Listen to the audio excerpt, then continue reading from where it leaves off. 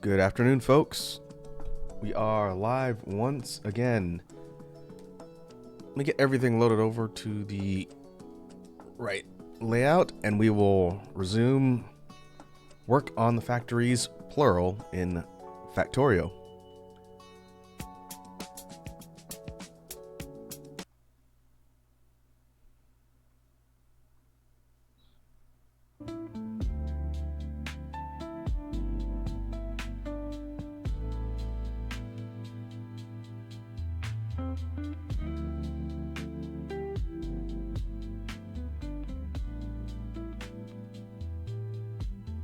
Alright, I'm just fiddling with the volume on the BGM playlist. We're doing a royalty-free chill playlist today.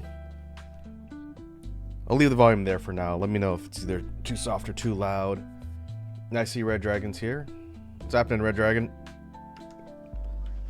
Welcome to the gaming stream.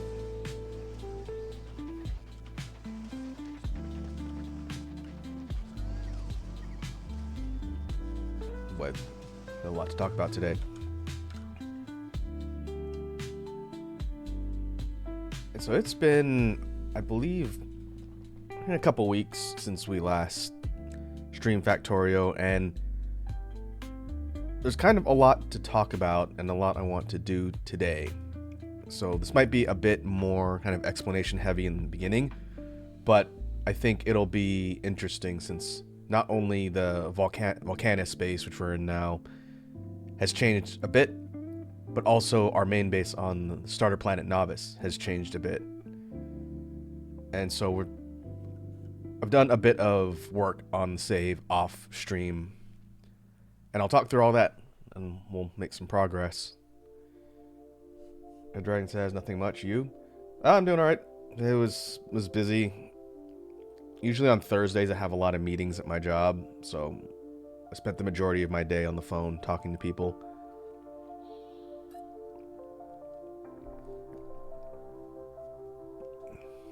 So mentally exhausting, but otherwise I'm doing all right. Weekend's coming up. I am looking forward to this Sunday over on Bits' channel. I don't know if you saw, but I posted the promo artwork that Bits made for the collab event, which was cool. I didn't know he was going to do that. But we'll be over there on Sunday afternoon to debut the project that I've been working on. And I didn't mention this, I don't think. In addition to doing that, since it's not going to take the entirety of the stream for us to unveil the project and talk about it, but we'll be playing a game collaboratively too. He's going to teach me how to play something that I haven't played before. So we're going to be doing that as well over on Bits' channel, and it should be a good time. Okay, so let me zoom out.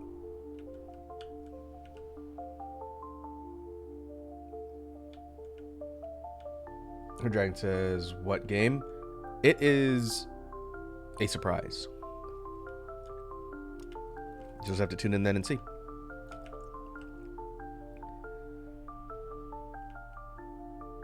Okay, this will give us a bit more of an aerial view. I'll turn off the logistics. You'll need to see that. I believe when we were doing the last session, we're working on expanding out on Volcanus, and we might have taken out some of the worms, which would have expanded our territory some more. I have not gone after the medium death worms yet. I think I still need to figure out what kind of weaponry I'm going to use to do that.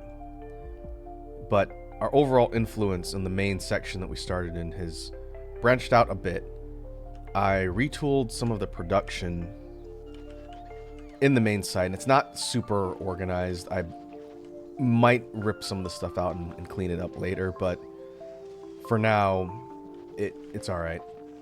We have useful things that we're actively using for things like logistics, inserters, the belts, underground splitters. And all that's kind of in one spot, so that I need to get to it. There's assembling machines. We're switched over to get level 3s, the green ones. Red Dragon has a surprise. I haven't heard of that game before. I will tell you that it is a competitive game, which I don't normally play. It's a team sort of based competitive game, as opposed to, you know, RPGs, factory games. A lot of stuff I play, this is going to be very much out of my wheelhouse. And no, it's not Fortnite.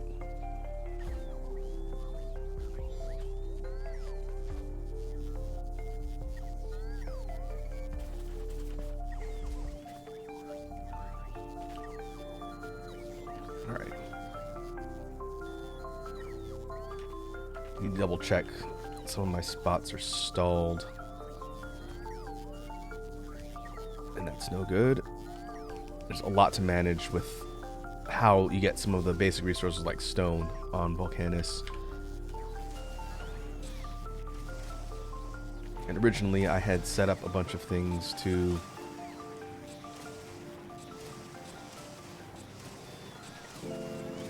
get more stone,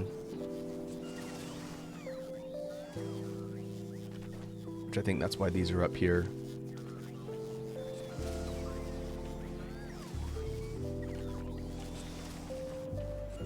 I'll make sure that keeps moving. The Giant says, oh, that means it's one of 2 games then. I don't think it'll be a surprise as far as like a game no one's seen before, but it's nothing new, but definitely not something that I've touched on this channel. So yeah, you have to tune in and find out and watch me fail gloriously. Okay, so up here is the general production of a lot of iron and copper and some stone-based things. It's not centralized, but I think it'll work for now. The circuitry, I'm probably going to need to figure out a more effective way to get the green circuits. I think we're primarily gated by copper coils or copper wiring. But right now these are going in a decent clip, and there's a couple of them. Some of the other materials are sort of spread around. Red circuit production. There are things for the fluid dynamic stuff, engines, the bots and drones for the logistics stuff down here, robotics,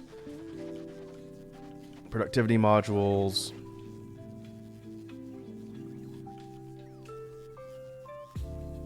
speed and productivity modules rather, and quality modules, which we haven't done a ton with here. And down here I gotta keep an eye on the coal site. And a lot of the other oil-based things. This was already here last time. Of note, over here on the left side of the base is a bunch of sites I set up all nice and neat in one spot. And this is producing the different colors of the research science that we need.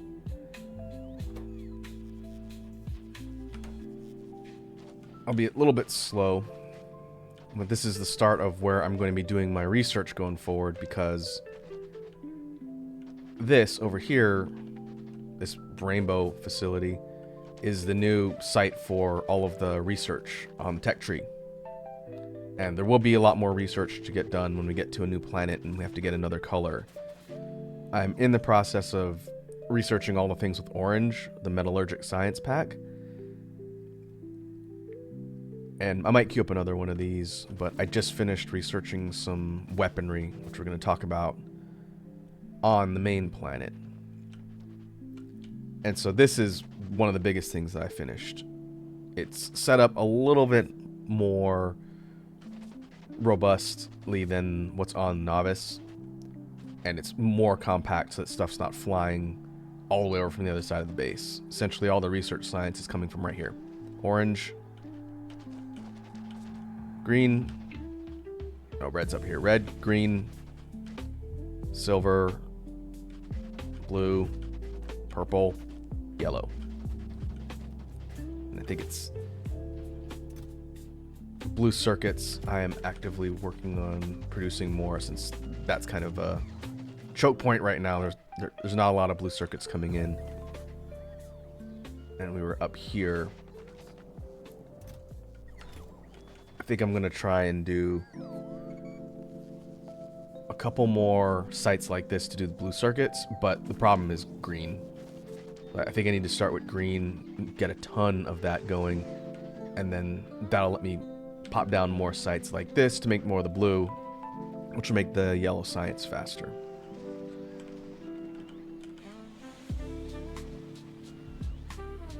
In addition to a lot of expansion work on the Volcanus base, if you go to the map, I now have several different things in space in different places.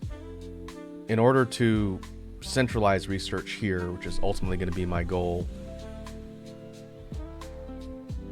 I wonder, let's see where everything is. So this platform, which is in orbit over Volcanus, is a science research platform similar to the one I made maybe 3 or 4 sessions ago above the starter planet. But this thing just parks. It doesn't move.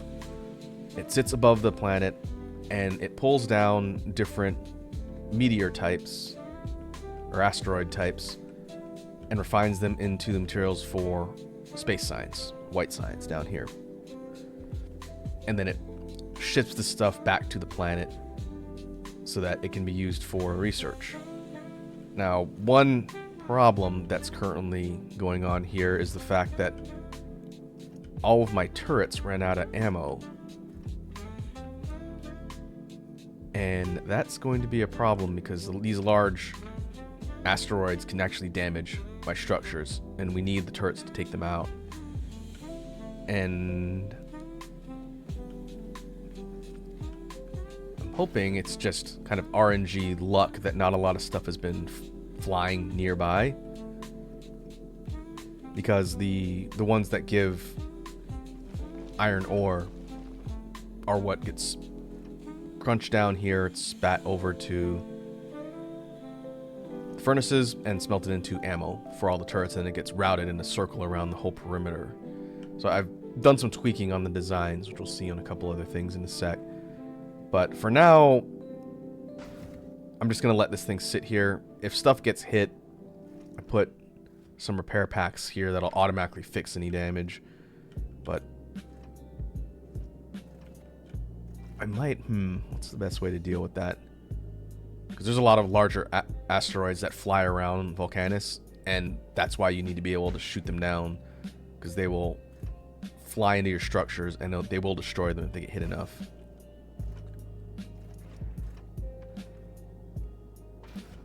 I could potentially drop a bunch of ammo onto the platform. Doesn't have a lot of space though. Let's see. I did set up an ammo production thing because I needed it for one of the sciences. And it's over here.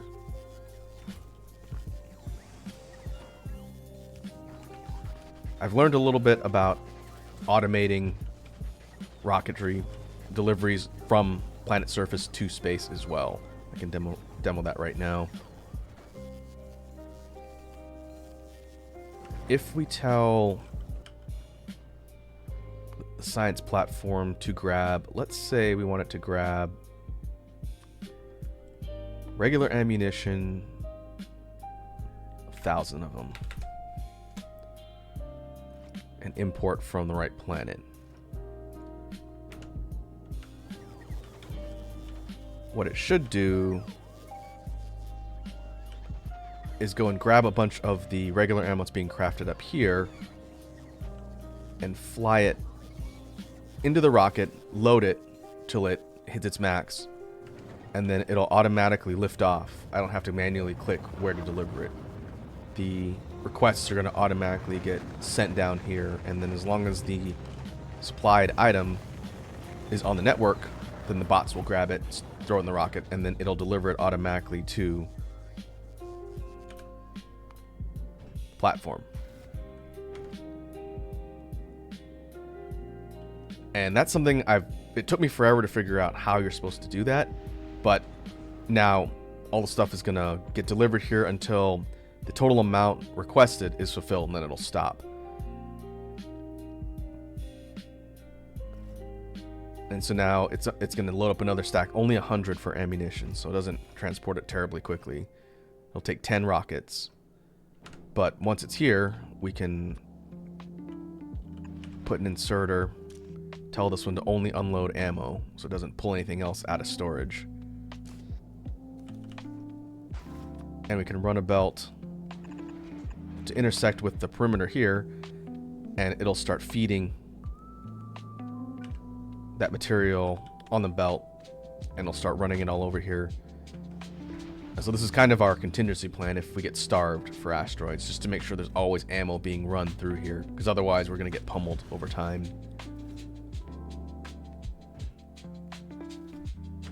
And so that's a temporary solution that should work okay for now.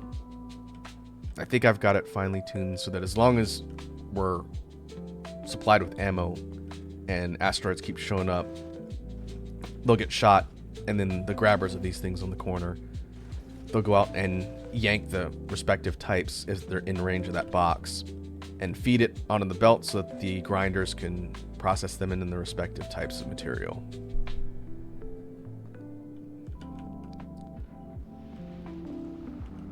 And so that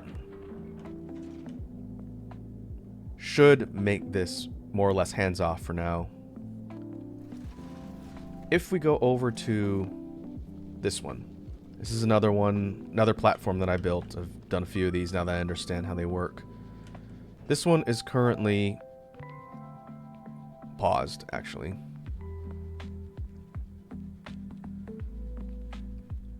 But this is designed to be a cargo freighter that's going to take 2 specific materials from Volcanus to Novice automatically. I just have it paused for now. It's here to grab tungsten plate, which I'll explain what we need for in a little bit, and metallurgic or orange science. For 4,800 of each, which it needs to get pulled from Volcanus via rocket. And then once it has everything, I have it set here to sit for 1,500 seconds. After 1,500 seconds passes, which is, where's my calculator?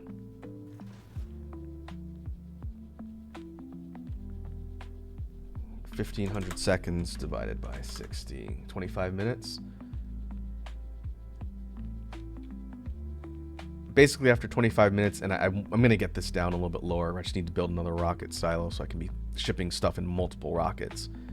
After it's sat for that long, it will automatically fly to the other planet, because this material needs to be unloaded on Novice. So technically, I just turned it off because I was tweaking some things on it. This thing can be set to automatically just go.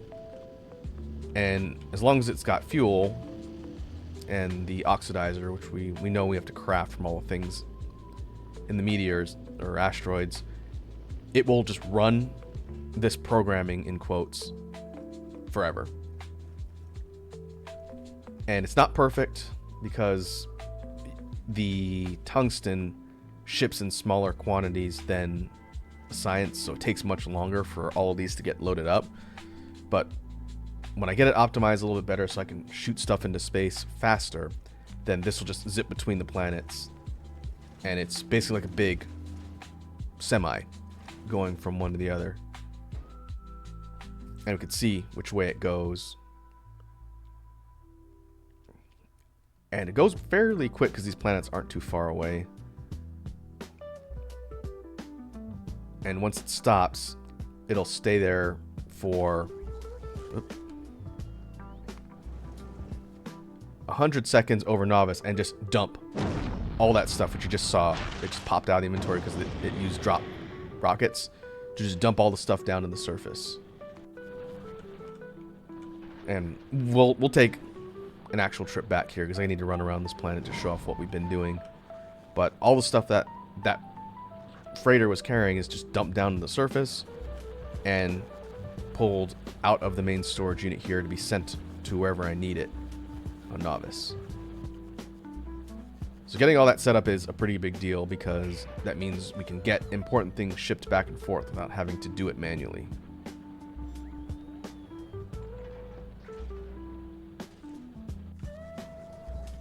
So what we can do, we'll come back here since I'm going to need to talk a bit about what we've done on the main starter planet because a lot's changed. Let me get naked and dump all my inventory, and then we're going to take a rocket back.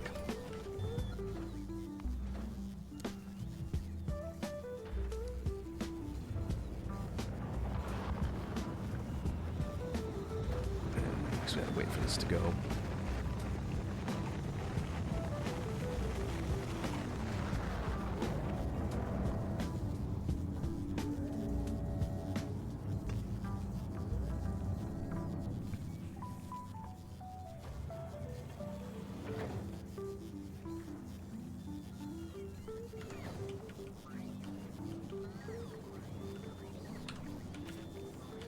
I almost forget to remove my ammo.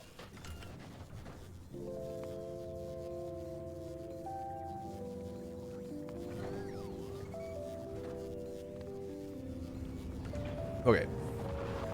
Jump on the rocket. This is the only way for us to get from the surface to the orbital platforms in space. But this is the platform we were using to fly back and forth before.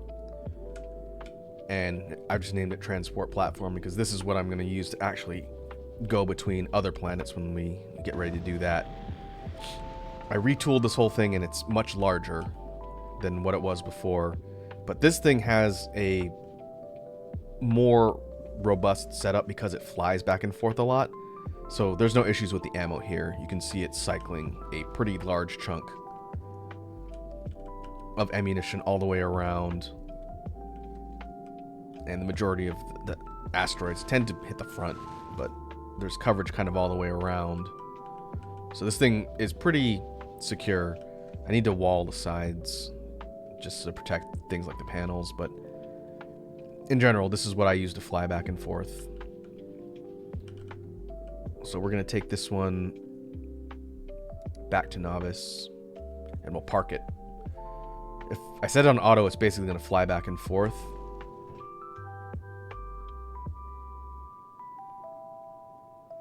I could have grabbed more orange signs, so well. But I have these buffers here just because I don't need this thing flying back and forth infinitely. I just found that when I set a weight limit, it'll stop when it gets there, and then I can just pause it to make it stay there indefinitely.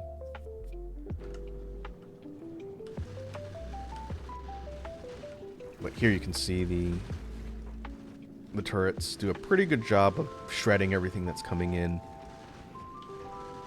And then the grabbers will pull the different types of asteroids in that they're set to filter so that the materials can be broken down into fuel, bullets, etc.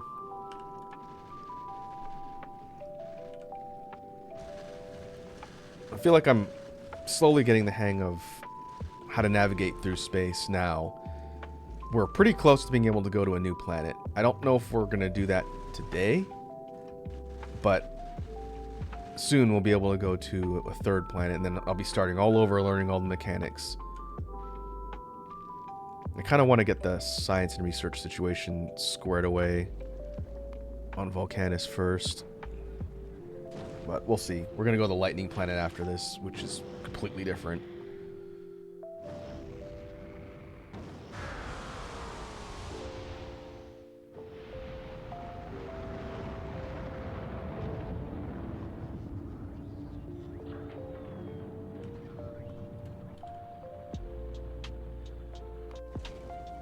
Okay, double check, make sure we're parked. We are not. Now we are. Red Dragon asked, did you have a look at the game? I did. That I see the kind of Pikmin plus factory auto sim mechanics. It looks interesting. I'm gonna kind of put a pin on that one for something to maybe look at in the future. But yeah, thanks for linking that.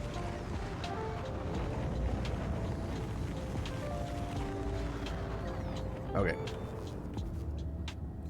Let me grab all my gear.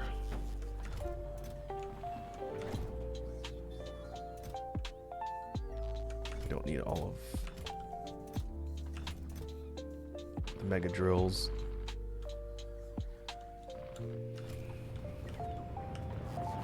What we have here, and you'll see them kind of flying in the background. This planet has 2 of the rocket silos, and they're shipping the white science up to the transport platform, since I go back and forth so many times, just to put more of the white science into circulation on Volcanus until it's more self-sustaining with that platform, which should be doing much better now.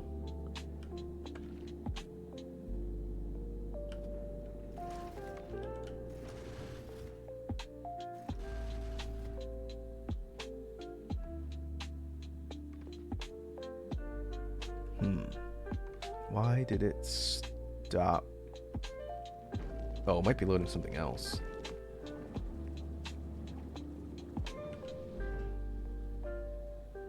It's okay. That I was wondering what the order of precedence is.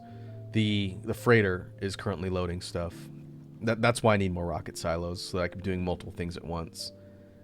The reason why I don't have multiple silos is because I don't have a lot of blue circuits, which is one of the things you need to create the rockets to launch. And so that's why I was working on getting more. So everything's connected. But for now, once the freighter is loaded up and leaves, then the science will get more ammo. And that'll be fine. Alright. So we're here on Novice, starter planet. And if we look at the map, the overall territory has changed a bit. And it might be tough to kind of visualize since it's been a little bit. But basically, this entire corner is new. And basically I expanded the wall, which I put a lot of turrets and laser cannons, laser turrets, all along the perimeter because I was getting attacked constantly. Even when I was on Volcanus doing what I was doing over there, I was getting pings here on the planet saying the bugs were hitting the walls everywhere. And so I spent a lot of time in the offline sessions working on new tech that we haven't seen. And I can't really demo it unless I try and do it manually, but I can explain how it works. If we run up to the wall, you'll see artillery turrets, which is something we unlocked using materials on Volcanus. Artillery turrets, which I can't spin them around. They look like that. These things are long-range, big cannons, and they use explosive artillery shells, which conveniently and non-conveniently stack in stacks of 1. So these do not pile up into large quantities, but artillery cannons have an insanely long range. So if we look at the map again, you might remember when we were playing in the last session, really close to like the perimeter of our base, and the overall pollution clouds got bigger because I added more nuclear power. But we had a lot of the bug nests within the cloud, which was causing all the attacks, right? If we zoom out further, they're all over the map. I can't take them out now. At this point in the game, they're going to multiply faster than I can nuke them. So unless I go and just spend like 5 hours and a whole lot of nukes getting rid of all of the bugs, they're going to keep multiplying and they're going to keep attacking. So I put these artillery turrets all along different parts of the wall because they have enough range to shoot the bug nests. And so pretty much the absolute limit that you see, maybe with the exception of these ones kind of on the periphery here, anything closer than kind of the radius of the cloud is within range of the cannons. Like there's some down here that are just on the fringe, so these hives will still attack every once in a while. But rather than let them get close and start basically building right up against the wall, the bug nests,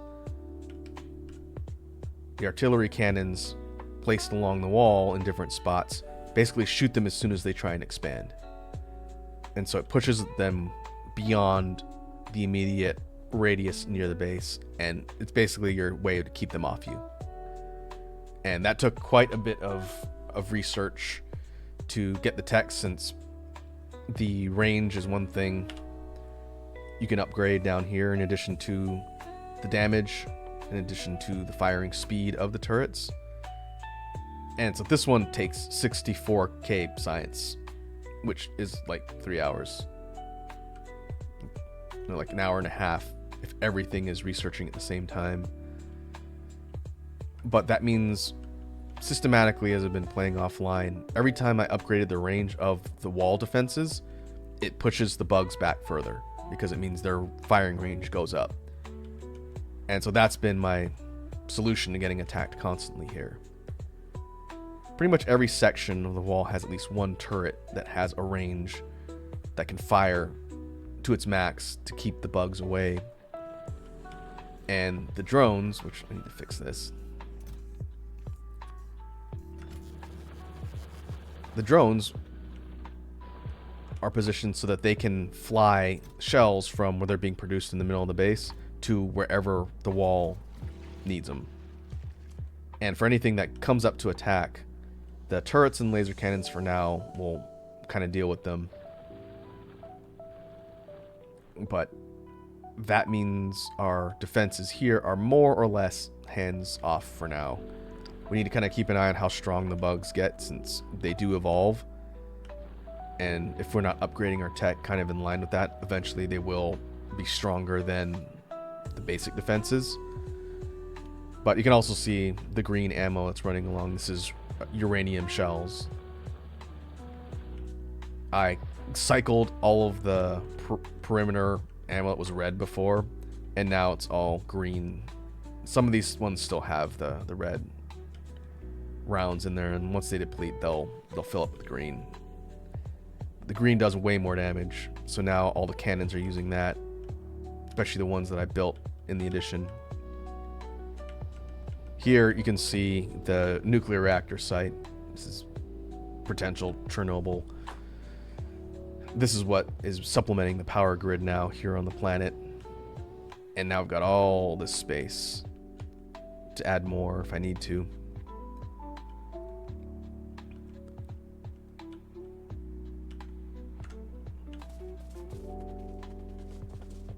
But that's how I managed to change the defensive structures so that the bugs cannot harass me as often. And I think from here we just have to keep boosting defense and the power of defensive turrets, because again, the rate at which they multiply now, if we look at how much sight we've got on the map, not only do they pop up more and more, but the size of the hives will go up over time too. So eventually it's going to just be red everywhere. Oh, you can see one of the turrets firing here.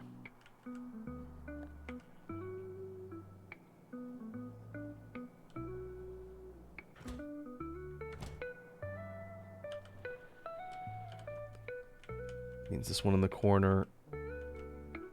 Did it one shot? Might have one shot. Every once in a while, when the bugs get too close or within range of the artillery turrets, you'll see something just kind of shoot out to the far end of the map. That's what that is. And it is kind of interesting. If I'm on planet, I'm looking at the map when the range upgrade increases and their maximum firing distance goes up. You just see, kind of like in a movie, tons of projectiles shoot from the perimeter out towards wherever they're targeting, and they'll just start nuking all the things that they can actively hit when that range upgrade goes into effect. But for now, I think for now the bugs are at a more safe distance.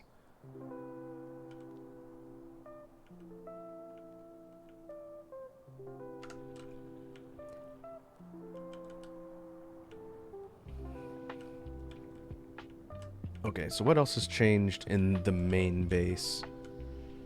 That was the biggest thing, getting defenses up, because it was getting to be really annoying to have the constant pings on the red down here saying your stuff's being attacked, your stuff's getting destroyed, and I knew I was going to have to deal with that eventually.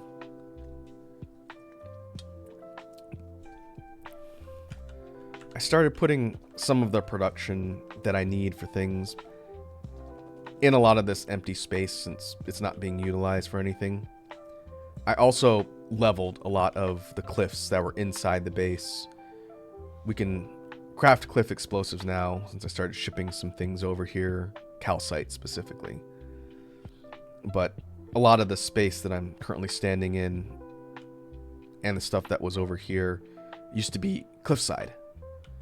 And when you have cliffs like this, you have to either build around it or it's a barrier. But the blue explosives just level it flat. And so that's how we have all the space to build. And we can expand out more, but for now, I think I got decent space. You could see some of the spots are still kind of holdovers of where the base boundaries used to be. Like this doesn't need to be here going across. A wall used to be here and then I expanded it out. But it's not really taking up a ton of space just in a line, but I need to move this eventually.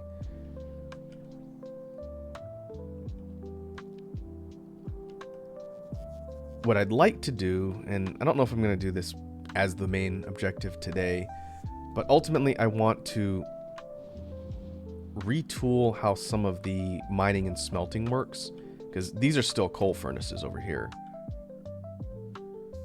Steel furnaces which use coal in order to smelt plates. We're at the point where we don't need to do that anymore. We can use the electric furnaces to smelt things directly and not consume coal. Which means we don't need things like coal lines running all over the place for pure smelting. I also want to replace the drills, the little baby drills here, with the big red ones that we got from Volcanus. Oh, I can't just put it down on the ground. But the big ones here have better output and they drain the resource patches at a slower rate. That and they can be also outfitted with modules like the regular little ones. So these function more efficiently than the little ones overall. But ripping out all of that stuff is kind of a big undertaking that I don't really want to do at the moment.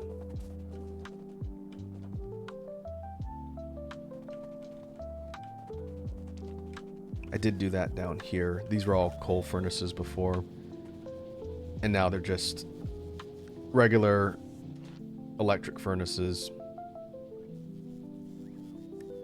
And they're using speed modules to smelt faster.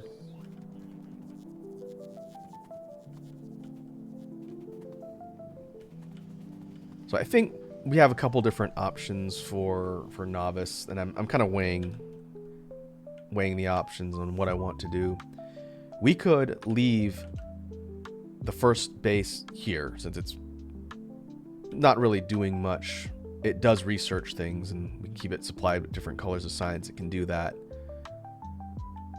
We could stay here and keep building it out since there's so much space, or I could go on to another section of the map and start a brand new base in a different area. I'd have to manually go and clear all the bugs out and then set up like a defensive perimeter just like we did here with turrets and artillery. But we could go and build in a completely different section of the map and start a new base from scratch that's going to be laid out more efficiently, because gutting all this stuff would take eons to pull all the stuff out and reset up how everything is being built and distributed.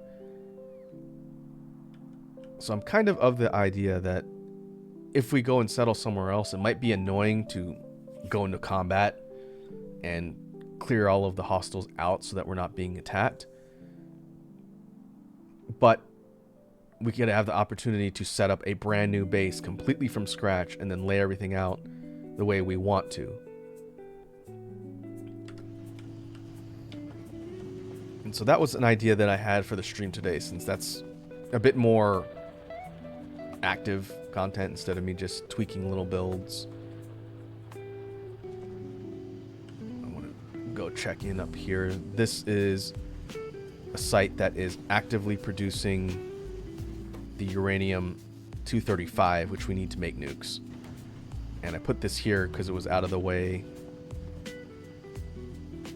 And I think it's more or less set to just go automatically now. It pulls the other uranium. This is 238, which is created in more abundance when you mine uranium. And it's basically taking that and then the 235 and refining it into more of the 235 since it's harder to get. And so I set this all up because I still want to be able to make nukes, which, go see how many we've got.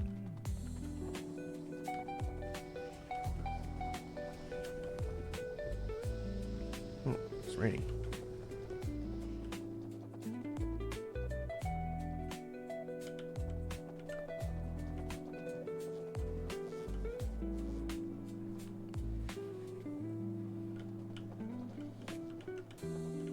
Alright, here we go. Nukes are being produced down here. Oh, that's a decent amount. Okay. Let's go on an expedition. Been doing a lot of building. Haven't done much active combat. Let's see if we can successfully clear some space on the map. See what happens. Because we're really limited by how much weaponry we've got.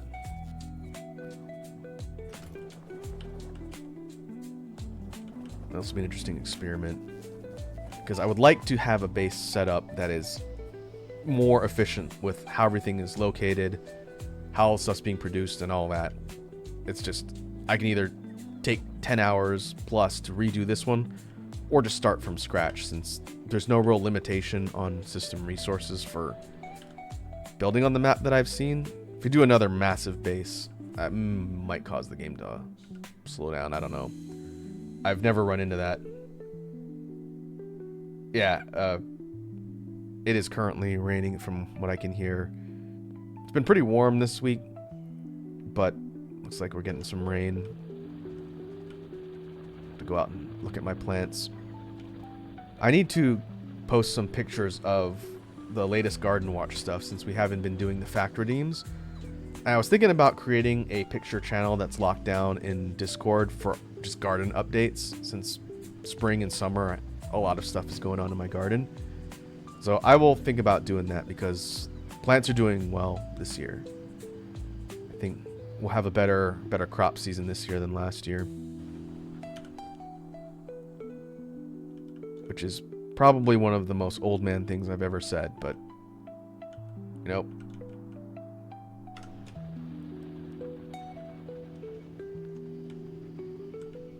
Do like to cook, and in today's economy, any money that I don't have to spend buying things from the grocery store is all right with me. I'm also trying some new plants this year for vegetables, so I should go and take some pictures so you folks can see the progress. I'm doing Swiss chard this year in addition to tomatoes and onions and peppers.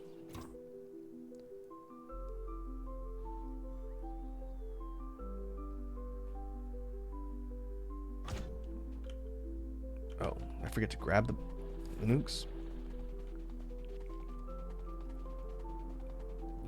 I'm hoping, fingers crossed, that I have enough peppers to make hot sauce this year.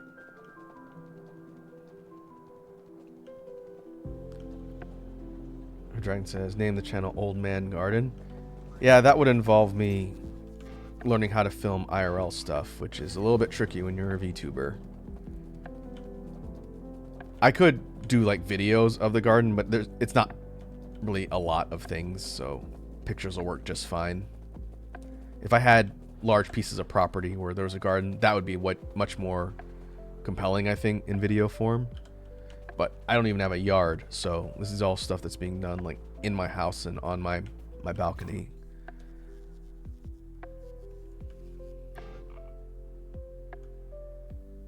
Okay, let's create a save here and figure out what direction we want to go on the map. We want to go doesn't really matter which direction, since there's a lot of territory in a bunch of different sections. But we want a clustering of ores that are going to be useful to us, that are not bounded by too many obstacles.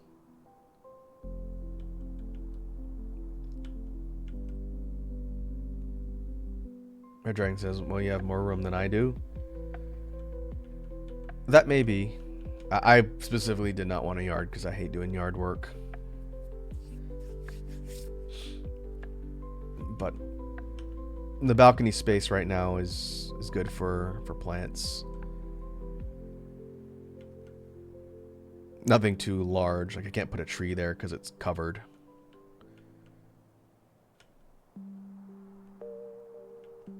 But even if you don't have balcony space, if you wanted to grow plants yourself, like I suggest starting with something like onions, unless you just don't like to cook or eat onions.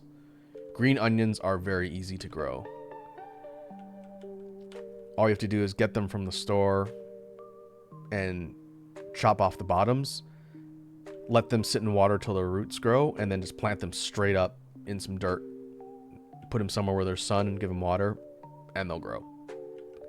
They're very tough too. You can keep them outside, you can keep them inside. I've had one pot that I think is on its second or third year, and it's still growing and giving me onions. You just chop them off when they get decently tall, and I use them all the time. Okay. We could use... Primarily, we need iron, stone, copper, coal. Uranium is not super important because we don't need to be processing uranium far away from the base. We can, but we don't really need to.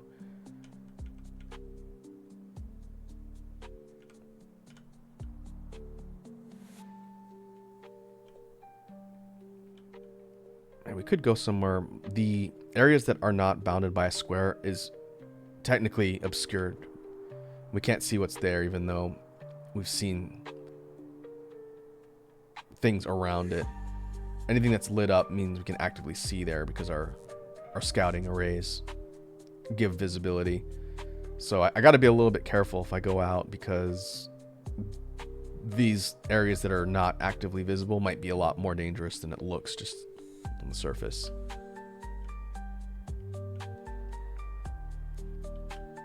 You could go... South is definitely kind of flat and open. There's not a lot of water. But this area is not bad. We would definitely need a lot of iron and copper.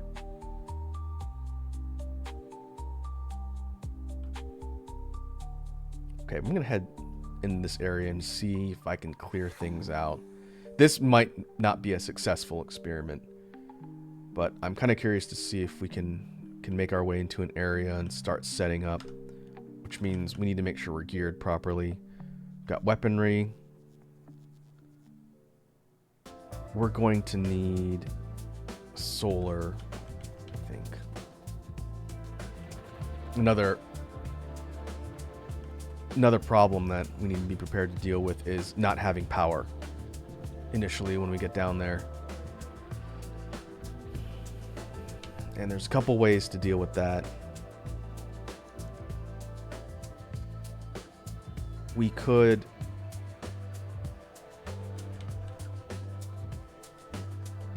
I actually think about that. We could run a series of power poles all the way down there, but then we're running straight through hostile territory if we do that. We could go steam, but that would require us grabbing a whole bunch of calcite. That's one thing I didn't think about, how we're going to power everything. We could start all the way at like the base level with coal steam power and go like coal steam turbines instead of the coal steam. Yeah, I think I'm going to do that. Instead of little steam engines wherever they are. Instead of steam engines, we could go boilers into turbines in the short term, and then maybe go nuclear. Then we gotta have uranium nearby.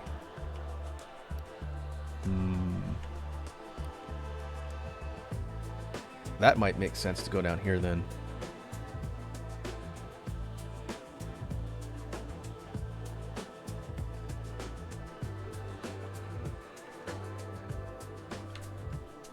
Okay. Another option would be to set up like a train station from the main base that's going to ship things like nuclear fuel to the site. We can do that as well. And then we wouldn't have to worry about harvesting uranium. But we'd have to create railways that go all the way through, which would also be dangerous.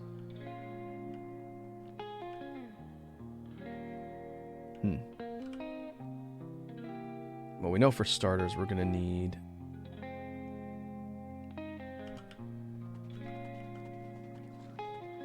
some of all the basics. So before I head out there, and I'll say before I leave, I need to make sure I've got enough of everything.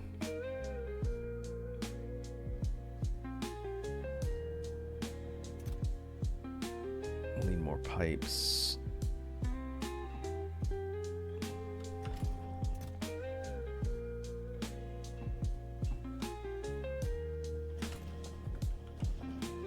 Start with green inserters. I'll just skip blue altogether. So what we can do is unload a bunch of garbage we don't need. We'll go for the big mining drills first.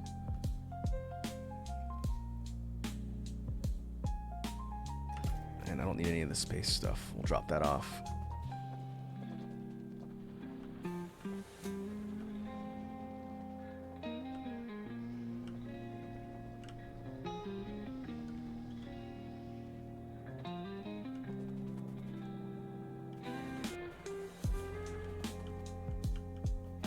We'll put it here for now.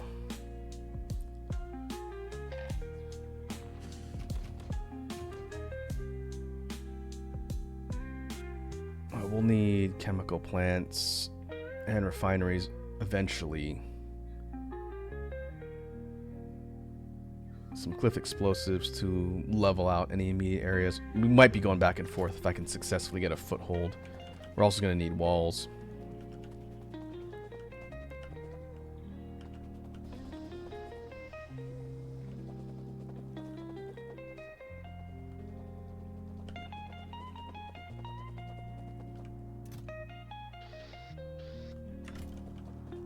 Walls, we'll need turbines.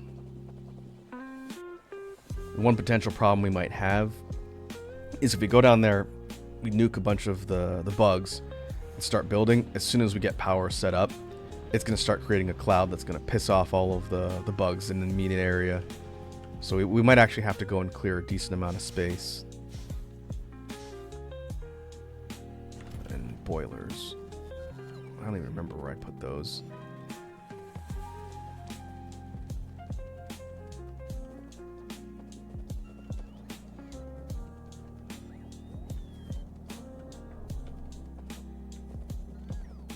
Over here.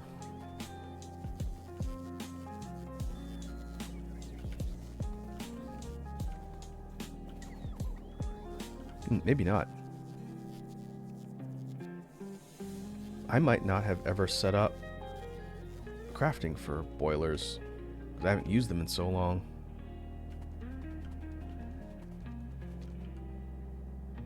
Huh.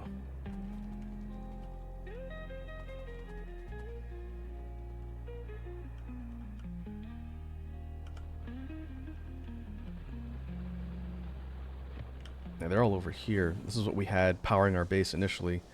So this is going to be a similar setup to what I want to use. But instead of the engines, we'll use turbines because they have better output.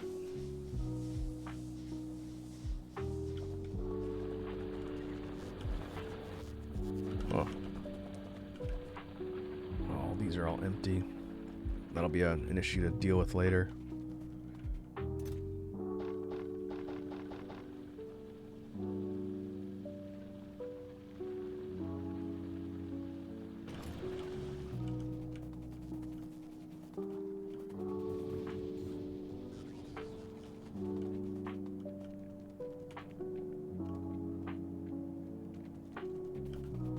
Could get lucky and find one of the chests that has a bunch of the boilers in it.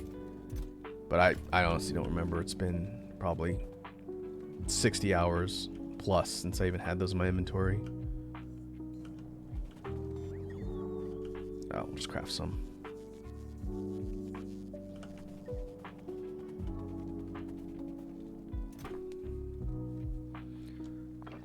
Stone furnace plus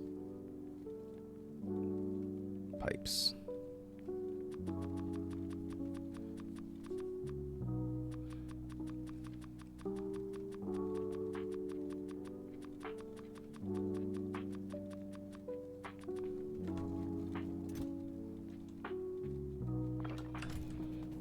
Okay, we'll grab some more pipes.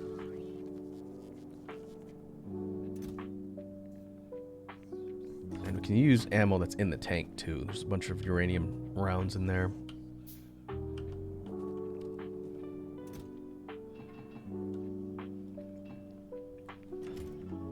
Okay.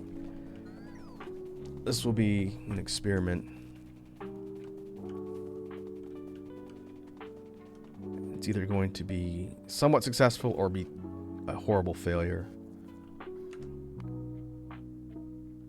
We'll find out.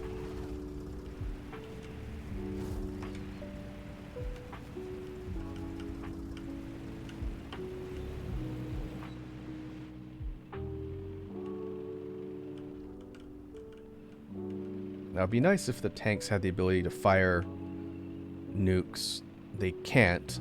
They can fire shells and bullets and flamethrower ammunition, but they can't launch the green nukes. If so, I would just remotely take a tank out and not have to do it in person, but they don't, so we have to go manually.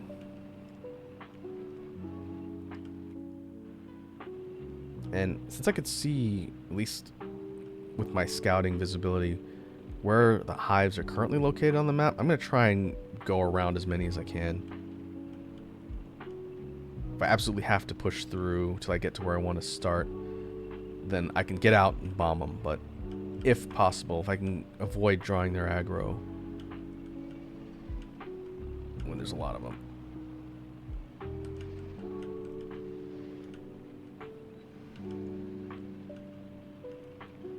Let's see if we can kind of go around. Easier said than done.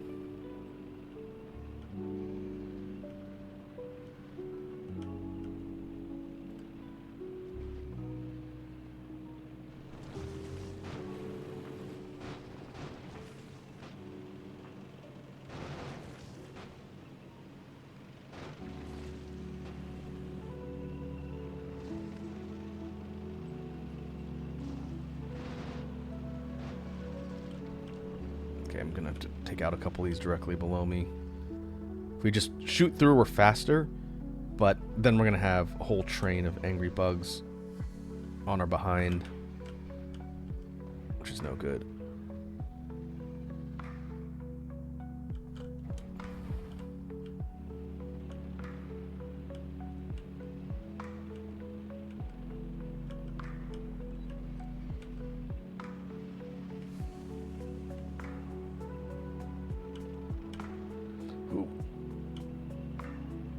Should be looking at the main map. Let's see if they have a maximum aggro range. If we go far enough away, if they'll just give up.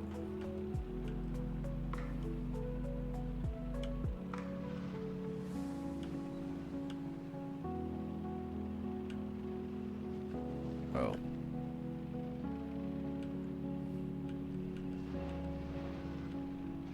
It's a little bit less than ideal.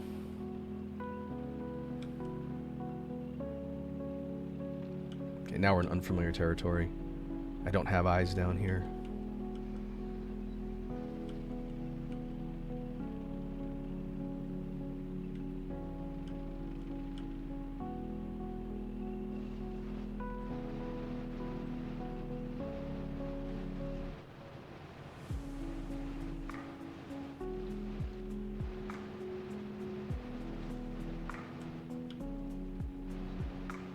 Because we're faster, as long as we don't get slowed with the slime we can kind of do donuts here and use our uranium ammo on the tank to drop them.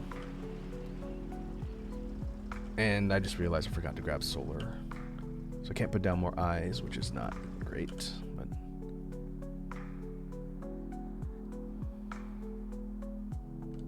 alright. Here's kind of the south end, which I was looking at before. I'm going to create a temp save.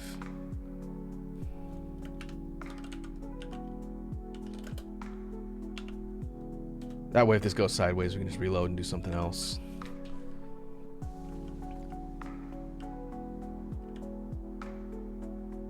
But this area doesn't seem too bad. I think probably down here outside the Fog of War is probably a bunch of really big hives. So I'm going to do a little bit of cleanup just to clear them out of the area and then poke around and see how everything looks.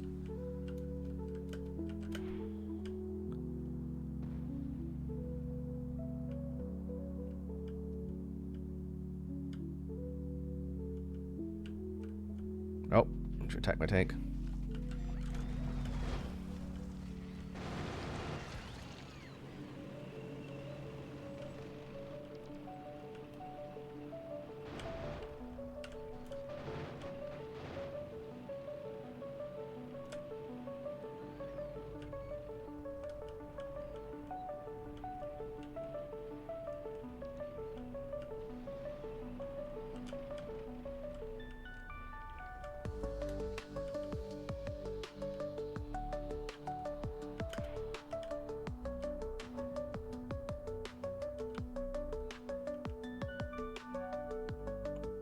Okay, it looks like a little more spread out down here.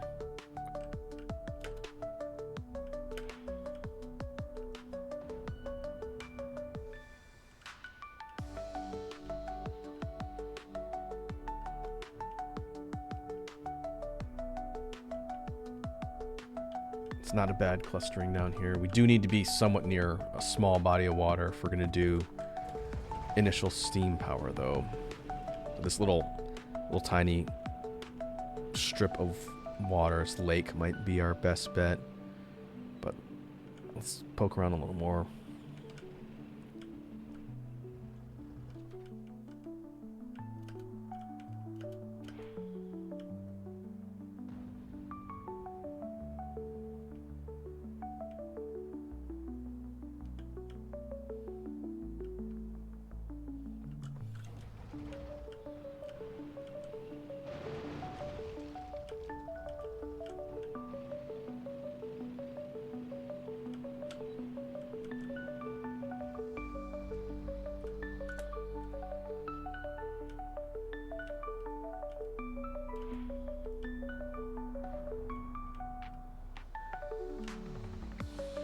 Curious to see if, as the game goes on, if the bugs evolve enough to where they're resistant to the nukes.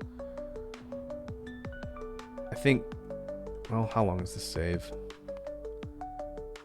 Currently, we've been playing this one for 144 hours. And that's a mix of on-stream and off-stream, which might be the longest. Well, I guess we'll just have to see as things go. Hey, Ladybug's here. What's happening, Ladybug? Good to see ya.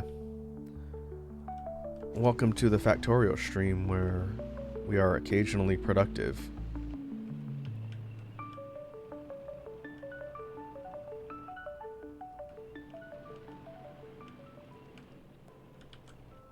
Yeah, I can't remember if you've ever been here when I've been streaming this one, but this is Factorio, the sort of grandfather of the modern factory and automation sim genre of games. If you ever saw me playing Satisfactory, was it last year now? This is the game that kind of inspired a lot of games like that. And it can be relaxing. Right now I'm going across the map trying to find a place to build a new functional base. But what I can do is take a quick breather here, make sure nothing is going to attack me, and kind of show off what what the whole point of the game is.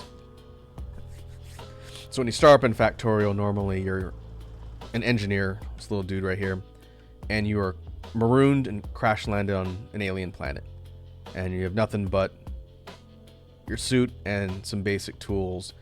And the whole point is to acquire resources, build tech, and increase the levels of complexity of your tech till you can eventually leave the planet. In the original base game before the DLC expansion, the whole point was to build a rocket and launch the rocket, and that was sort of the quote-unquote end game. Now, in Factorio, the end game is beyond just a single planet you start on, which is called Novice. Now there's other planets they added that you go to, and each one behaves very, very differently. So far, we visited 2 planets. The first one and the second one. I am way far away from my base, trying to find some territory to set up in. But if we go over to the main base, it's a little bit tough to see because it's nighttime and everything is dark. But the whole idea of Factorio is to set up machinery in the factory itself to automatically harvest resources, process resources, smelt things, build things, and make it so that you can utilize all the materials to advance up the tech tree, which has got hundreds of upgrades and things to unlock, from weaponry to tools to things that will help you traverse to different sources of power. You start burning coal in the beginning, very simply, and then as things go, you get to the point where you're harvesting uranium and using nuclear power, which, again, I know it looks like just a bunch of stuff, but your power needs eventually grow to the point where you need nuclear reactors processing uranium fuel in order to power all of the facilities. So, like, I'm down here where this little dot is in the little visibility square. The factory that I've built on the starter world takes up this entire section. This big red circle is the pollution that's created from the factory that we've built over 144 hours. And the pollution is what aggroes the bugs. They're called biters. Let's see if I can actually see any. And they build hives throughout the map, and they sort of increase their numbers, and they evolve in strength. And whenever your pollution cloud covers their territory, it makes them mad. They don't like the pollution. And then that's what causes them to aggro and attack your facility. So in addition to figuring out resourcing, researching things, and building, you got to deal with defense, which is why everything walled here with turrets and artillery, because the bugs will attack you. And if you don't have a way to defend yourself, they will destroy your factory and potentially kill you. And so we got a hydrate from Lava. What's up, Lava? Welcome to the stream. Hope you are doing well. Ladybug says, I see. It does look like stuff, but I get what you mean. Yeah, this is the type of game where you start small with simple tools and simple technology. And then as you go, you start building more complex things, and you have the ability to use things like robots and drones, which is what you see flying all over my base. And they'll transport things in different places so that you don't have to do it by belt. They call this a spaghetti setup, where you have all of the belts trucking along resources from point A to point B to point C, etc. And so all this stuff, it was done over the course of, said, 100-something hours now.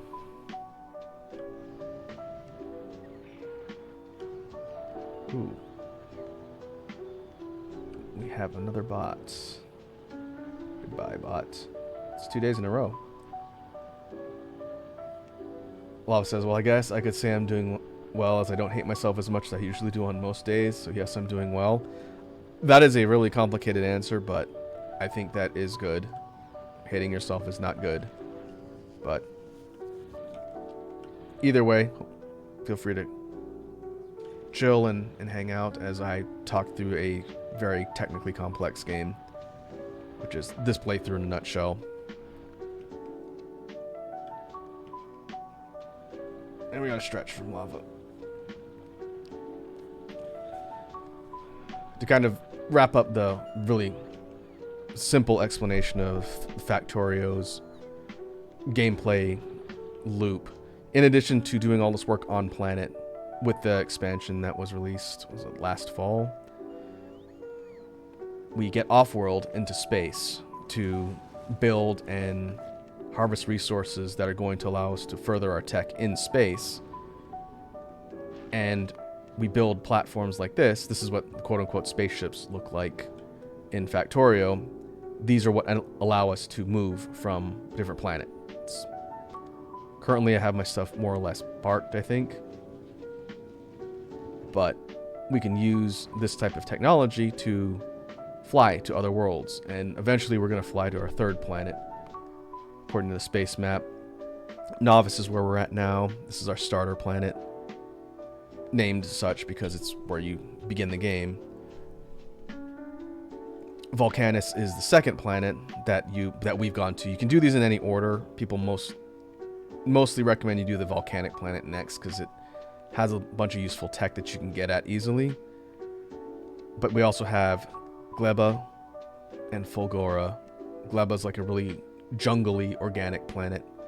Fulgora is a planet that's covered in lightning storms. Aquilo is like an ice planet. And there's the solar system's edge, and then the shattered planet way out. It's an end game. Ladybug says you go to space too. Yep. I'd say within the first major section of the game, once you sort of understand the tech progression, you get into space so that you can start getting the more advanced technologies that you can only get on other planets. And I had to learn all that. Lava says, hey Raku, I got a game I want to recommend you for streaming. Sure, you can put it in the media share in the Discord. If you want to link it, or you can just mention it here too. Original Deus Ex and the first Soul Reaver game. Those have been remastered and released on lots of different platforms. I never played Deus Ex or Soul Reaver back in the day, but I know they're decently popular series. And didn't they just recently do like a Legacy of Kain or collection that they released on modern consoles and PC?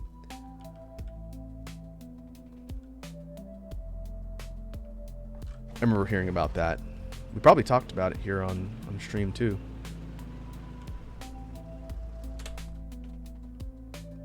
But yeah, I'll have to keep that in mind. Right now, I'm not planning on starting any other RPGs because we have one that we're playing through on the channel right now, which is Raido Remastered.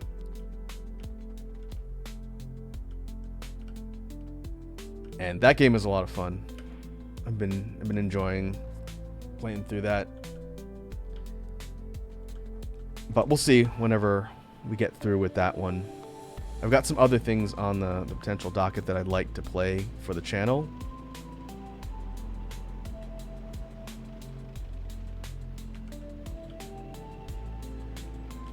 Some older school stuff that I've also been thinking about as well, but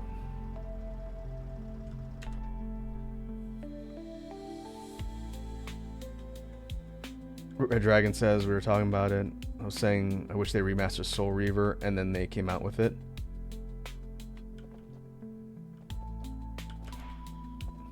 Oh, is it considered a platformer as opposed to an RPG?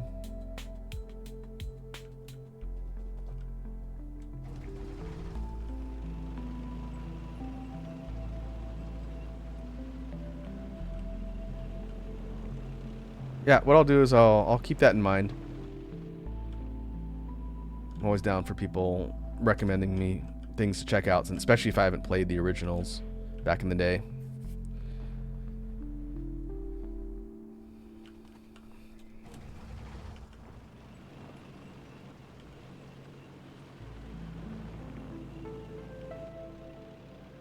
Oh, hello. Yeah, I remember the Soul Reaver games from back in the PS1 era, because some people I knew liked them. I just never got a chance to play them myself.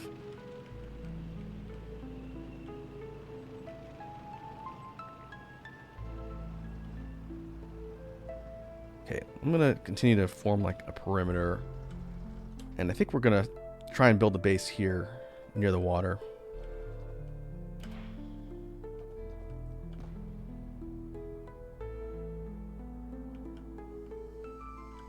But let's check and see how much hostiles are nearby before we start building anything, because I do not want them running up in our business, destroying everything before I get a chance to set up defenses.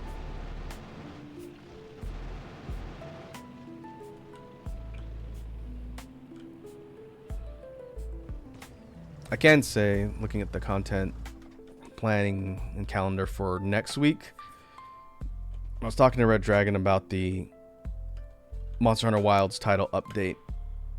I was watching the real quick spotlight before we started stream today, because it was this afternoon, and it goes live on Monday, which is weird. Usually they launch the stuff on a Thursday, but the next title update for Wilds is on Monday the 30th, and will feature the return of a really popular monster that hasn't seen any entry in the series since 3rd generation, Lagiacrus, big thunder water leviathan, which we seen teased, so that wasn't really a surprise. But that one is going to be added to the game. Seregios, or Steve, the big razor blade wyvern, is also being added.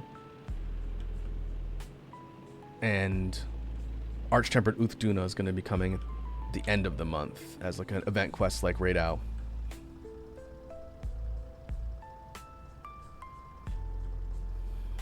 So that's cool. There's going to be some... They talked about some VRAM tweaks that they're making. We'll see if it fixes a lot of the performance issues that people have been having. It wasn't a major part of the showcase, but I'm curious to see if it improves people's experience. As long as it doesn't make my experience worse. I've been running the game okay. Lava asks, yep. I don't know if you've been following any of the news, Lava, because I know we haven't talked in a minute, but yeah. Lagiacrus is being added with the title update. It was teased, so again, we knew he was coming. But also, one didn't have official news on was Seregios, which is cool. Seregios was in Rise too. That's a fun monster.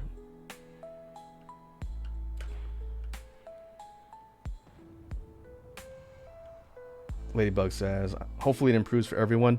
Yeah, if you look right now on Steam, Wilds has really, really bad reviews. Overwhelmingly negative reviews, which is not good. And I think it's a mix of people kind of dogpiling for the sake of dogpiling, but a lot of people have legit problems on PC. I'm lucky in that I don't have any serious crashing problems. The game doesn't run perfectly, and if I'm streaming with my VTuber model, it struggles a bit more. But some people can't even play the game at all. So I think the game will eventually be in a good state, since Capcom's not going to completely abandon their baby. It just sucks that they're being a little bit kind of vague with their communication about it. Instead of just saying, hey, we're going to address it, they kind of just aren't talking about it, which they've done in the past. World and Iceborne had performance issues when they launched on PC. Rise was alright. Sunbreak had a little bit of issues, but eventually they'll be fine. Lava says, I haven't because I don't have the game and won't be buying it anytime soon. I would say there's no rush. For someone like me who loves Monster Hunter and does content on it, there's no way I was going to wait to play Wilds. But if you're looking at getting it on PC at some point, you can wait. Unless you feel like gambling on performance. I think it is on sale now. But you don't know. You have no way of knowing if the game's going to run well unless you run the benchmark test, which gives you a good indication.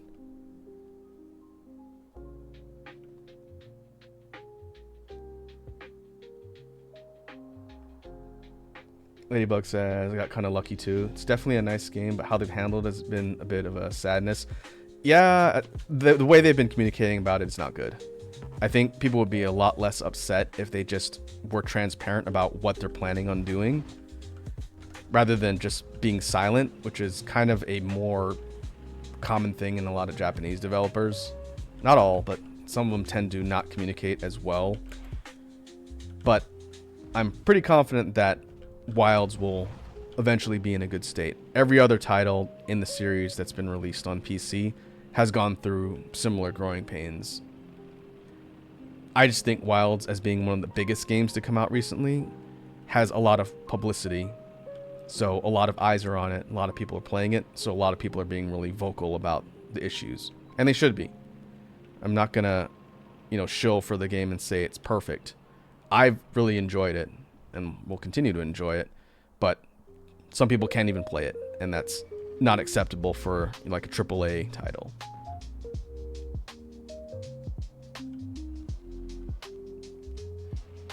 I do think if you're getting it on console at some point, Lava, the issues seem a little bit less like critical on the consoles.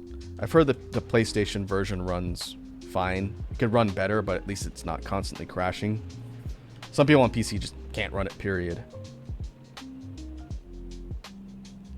But like Red Dragon saying, it's 20% off now. It's going to go on sale again, especially when they announce the expansion inevitably in the future.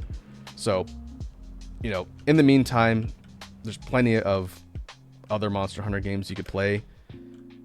Rise and Sunbreak is still probably my favorite entry in the series to come out in the last several years. But I think Wilds will get there. People just have to be patient. If for some reason it doesn't, and it just kind of gets killed off, that would be a first in the history of the series. So I don't think that's going to happen.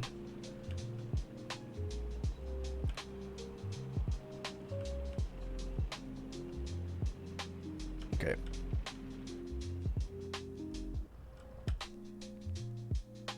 Trying to make myself a nice buffer zone of clear space so that these bugs aren't constantly knocking on my door.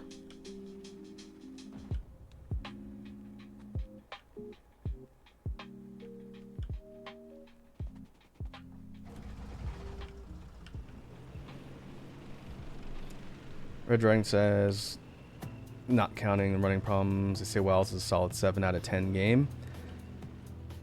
And Lava says I only have Rise and World. I don't think I can accurately rate Wilds right now. Not because of the performance issues, but because the content is not done. My appraisal of a Monster Hunter game is usually done when all of the content in an installation is released. That way I can say, here's everything that was put out for it. Does this game warrant rating A, B, C, D, E, or whatnot? I really like the gameplay in Wilds a lot. Almost as much as I like the gameplay in Rise and Sunbreak. And to me, that's what holds up with a Monster Hunter game.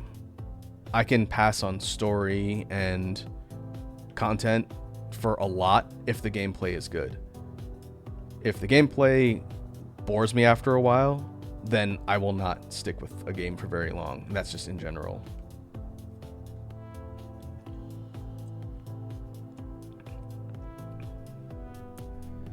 Ladybug says it was also released at the same time as everything else, so it was bound to get more attention to how unoptimized it was. For Rise, it was further in its lifetime, so I didn't hear much about the PC release when it dropped. That's right. So having it launch on everything at once is the first time that's happened for a Monster Hunter game. World came out on consoles and then PC. Rise came out on Switch, then it came out on PC, then it came out on other consoles. Wilds came out on everything at once. So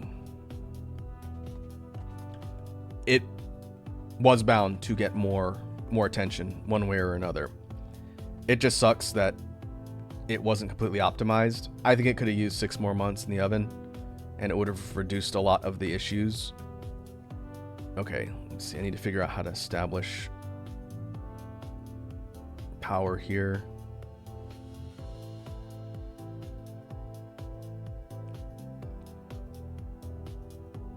And I really needed solar for this.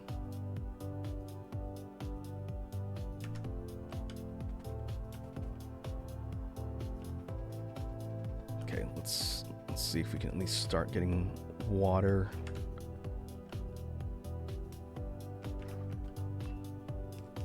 I might actually have to build burner drills to start, which would be funny, having to do that in 130 hours.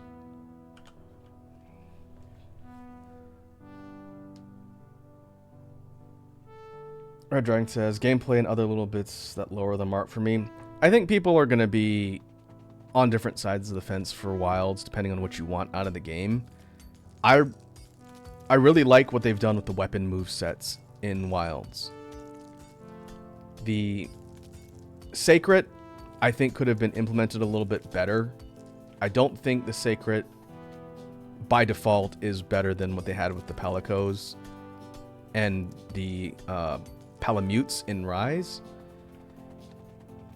But as far as the core gameplay mechanics, when I say gameplay, I mean like how the weapons play. Because World was good, but I only played a handful of weapons in that game. None of the other ones really interested me. Rise was the first game where I played almost every single weapon in the game by the time Sunbreak was out. Wilds, I want to play pretty much every single weapon. I just haven't built sets for everything yet. Red Dragon says by gameplay I mean story. Yeah, the Wild story, I think you're gonna see a lot of differing opinions. I think the story is fine in Wilds. It's more narrative based than anything they've done so far in a Monster Hunter game. I do think if it was a little bit less on rails for some of the story part, that's some of the criticisms I have. You know, like the forest walking and talking sections. I think they could have integrated that a little bit better, so you're not just sitting there with your hands off the controller for, 5 to 10 minutes while stuff happens.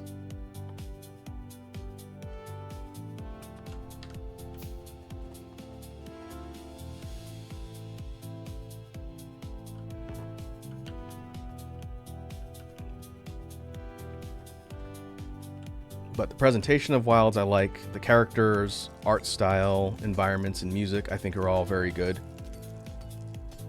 It really comes down to the performance to me. Performance is what drags it down a bit, and that's saying that as someone who can play the game.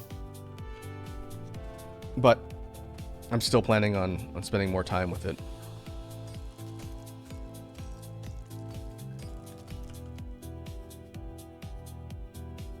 Okay, we need to smelt a little bit. This is actually, since Ladybug was talking earlier, this is what the early stages of the game look like. When you have nothing, and you're basically mining and trying to accumulate the base resources so you can build things. This is what that looks like initially.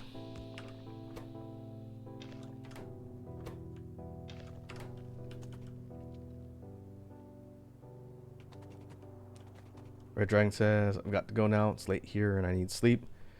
All right, dude. Thanks for coming and hanging out while I yap endlessly about factory automation game. For Red Dragon and the rest of the folks hanging out today, I mentioned at the top of the stream, and I'll just mention it again. We'll be back on Sunday at 3 p.m. Pacific, and I will be joining fellow streamer and friend of the channel, Bits Blight, on his channel on Twitch. And we'll be unveiling the new super secret project that I've been talking about for what feels like weeks now. And then we'll be doing a collab game. So I have the information posted in our Discord under announcements. That's what that graphic was for. But yeah, I'll mention it again when we wrap up at the end of the stream too. But it should be a fun time. Ladybug says, I really enjoy playing it, but had similar thoughts to the story. I didn't know that you started playing Wilds, Ladybug. I think I've rated you a couple times, maybe after I was coming off of playing Wilds. But yeah, I didn't know you actually started playing it.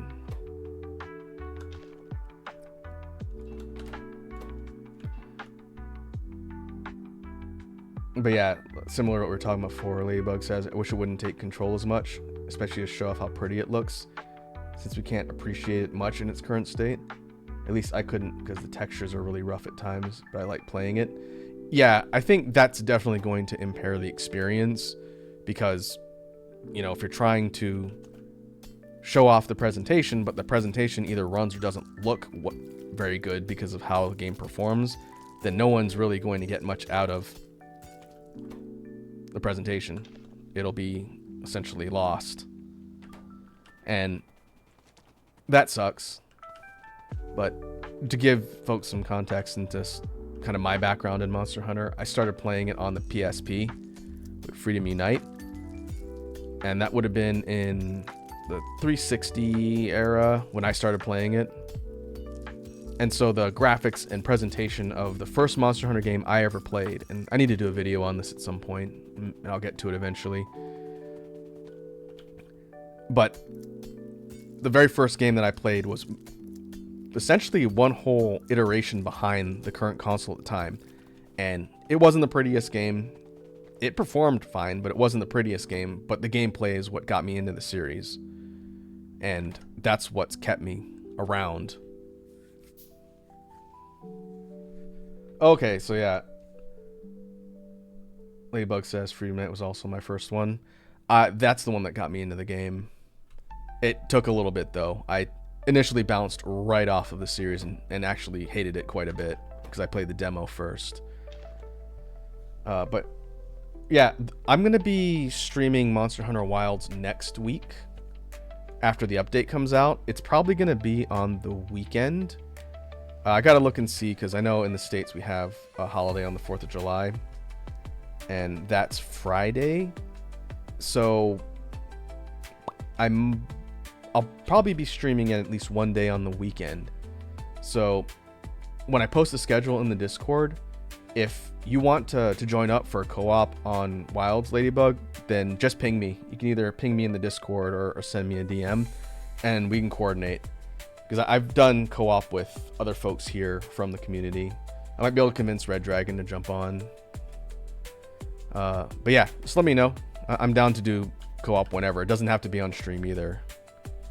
I've been on a little bit of a break lately as I've played other things, but I'm not done with Wilds by any means. So just let me know.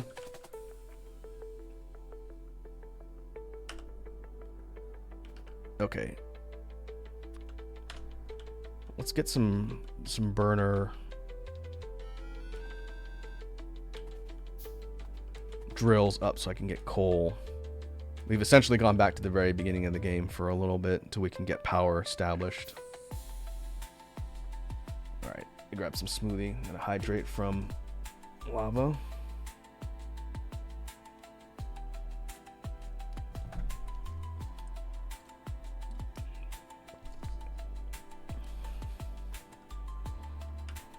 And I can't remember Ladybug since we haven't talked about it in a while. But what weapon did you say you main in Monster Hunter again?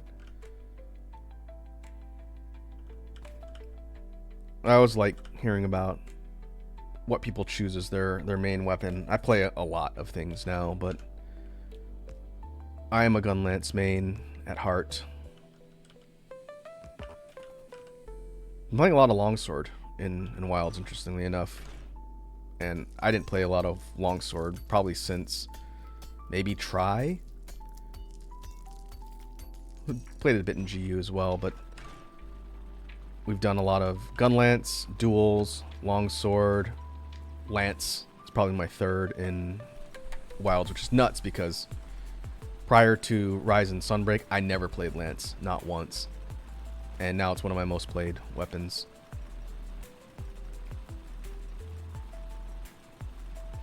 Charge Blade, that's right. Yeah, I played a bit of Charge Blade in Wilds. Haven't done much Switch Axe, but Charge Blade's fun. I need to build a hunting horn set.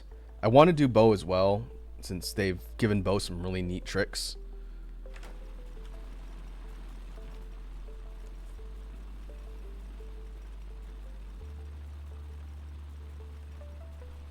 Ladybug says, I still like bow in Rise, but it got rid of the raining rocks from the sky thing. Yeah, in Rise Sunbreak, the focus shot was a buff, right? It was a buff state. Instead of it being an offensive damage dealing ability.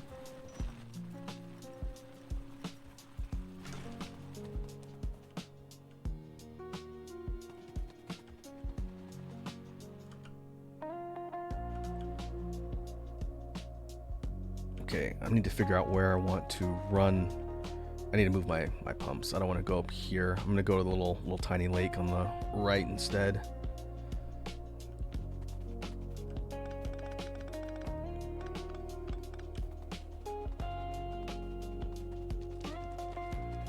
Because what we want to do,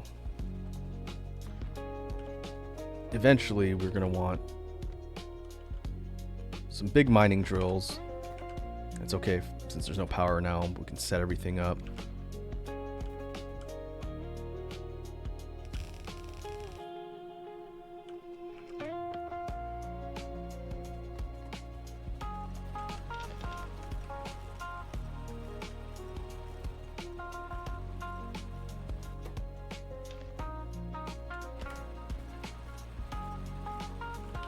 What I need are a few more of these.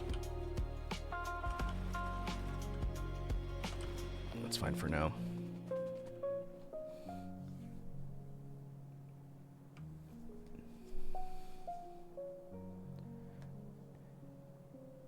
Yeah, I remember I played bow a bit. I want to say maybe it was 3U or 4U. It's been a while.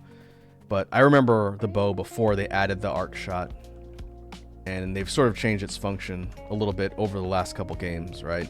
It was damage, like damage KO, then it became buff, and now I think it's back to damage.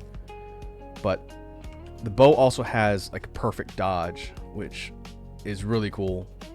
The perfect dodge lets you do some kind of fun stuff in Wilds. They had something like that in Rise Sunbreak with the dodge bolt, and I played bow a little bit in Sunbreak, and I do want to get back to it eventually, since again it's got some fun tricks. Essentially functioning like a parry, which is really cool, giving a ranged weapon the ability to like fast parry things is awesome.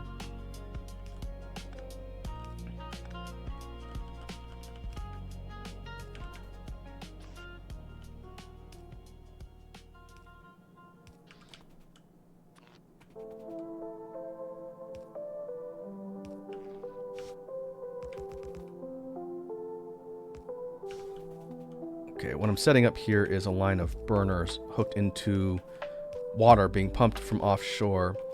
And what we want is for these to produce steam that's going to power turbines. It's going to give us electrical power. But we're going to most likely have to manually fill some of these with coal just to get them to kickstart.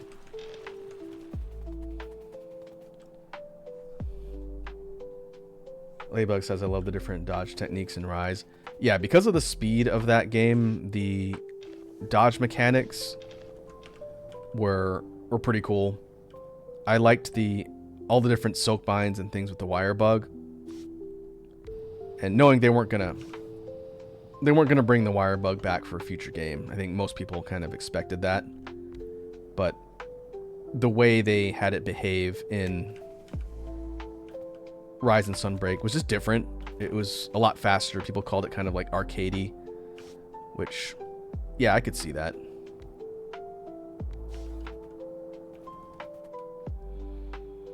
But the combat in Wilds feels kind of like a mix. You know, World was a bit slower and more grounded.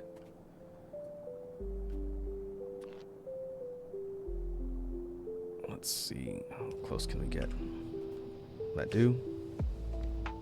Yes, that'll do.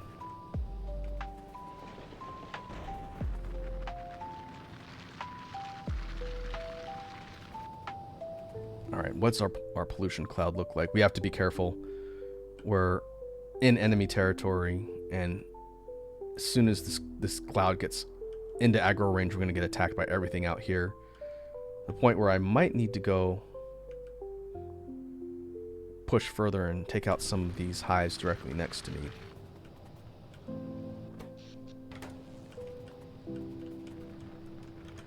One thing I kind of wish they would bring back in a future Monster Hunter game, and I don't know if it's super likely,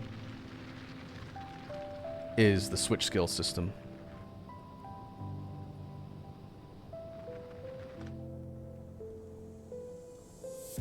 And that was something unique to Rise and Sunbreak, where you can swap out the weapons moveset skills. I was really hoping they'd do that again in Wilds, and they didn't. But that lets you customize a lot of how the weapons played, which I thought was pretty cool. These turbines are too close together.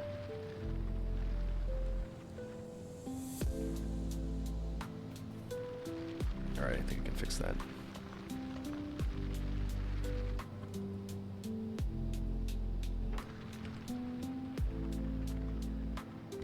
I'm gonna do it like that.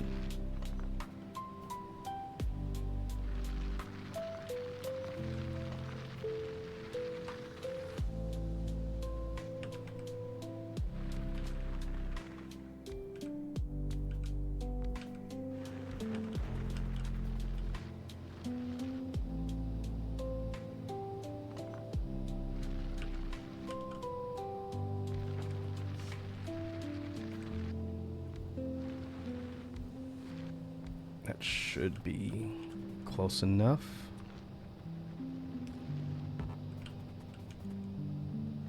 Oh no, we can't get the thing in between. I'm gonna have to go every other. That sucks. Alright.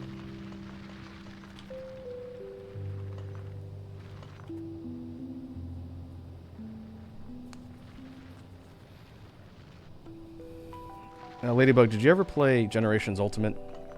Monster Hunter GU? It was on... Generations was on 3DS. The expansion GU was on Switch. Not Switch. Yeah, it was on Switch. I remember when it came out.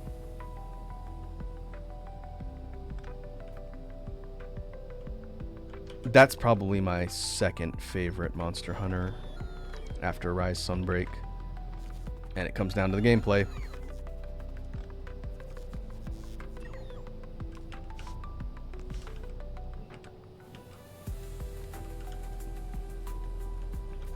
One thing that one of my good buddies was showing me, in fact, my friend that got me into Monster Hunter, I talk about it every once in a while on the channel here. He sent me a link to this project that's been been in progress in the mod scene, and it's essentially an HD port of Generations Ultimate for the PC. It's not official. I don't know if they probably won't ever release it on another console since it was a Switch game. But it adds like HD textures and basically upscales the game, and it looks really cool. I am going to check it out eventually. Maybe once I get through all of the main content in Wilds and I want to take a break from the game until the expansion comes out. But I would love to show off GU. The reason why I'm a little hesitant is because it's a lot of game there. There is hundreds of hours of content to be had in GU.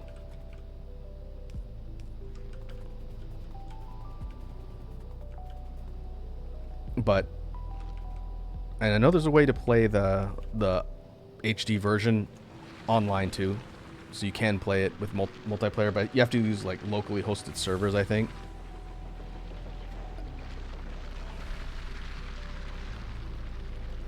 But that's another thing that's on the content horizon that I'd like to check out at some point. Because, yeah, GU is awesome.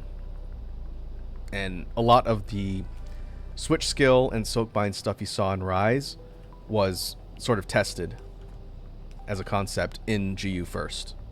Because they had Hunter Arts, which were like the soakbind special moves.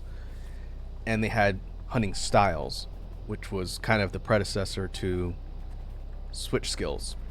You had different hunting styles that had different movesets and functioned very differently for all the weapons.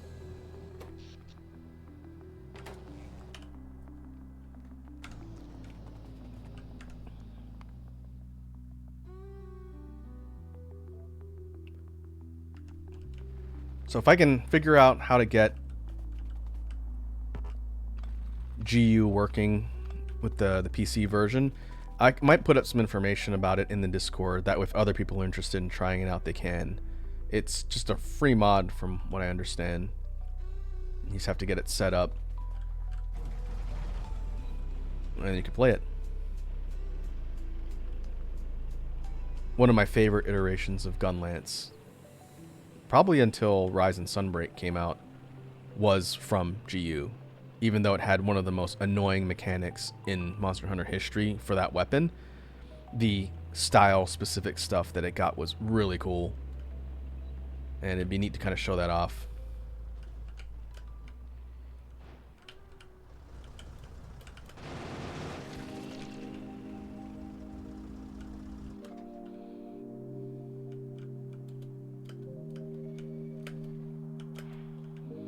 Okay, let's take a look at what's here and try and force them back. We do not want any uninvited guests hampering the new base. Ooh, that is a large pack of unpleasantness.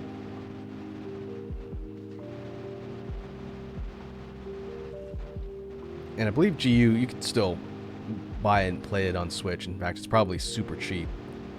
I still have my original save on the Switch that I played for, a few hundred hours. But being able to play it in upscale detail would be nice. They overhauled some of the map. They didn't change the whole UI, but they tweaked some things with the menu navigation, and it looks pretty clean.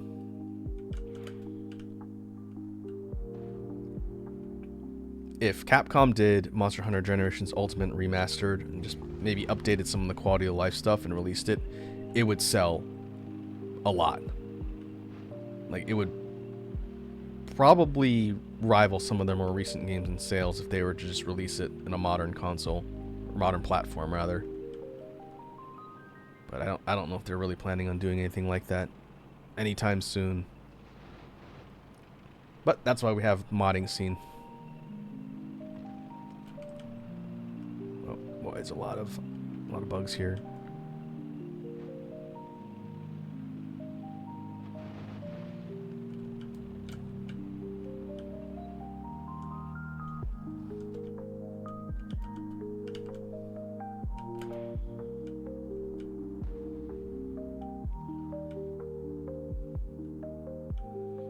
You can see this is an example of how the hives get more dense. In like the spawners, which are little round things, and they produce more of the bugs, and they spread faster too. We're just gonna nuke them. Hey, stop hitting my tank.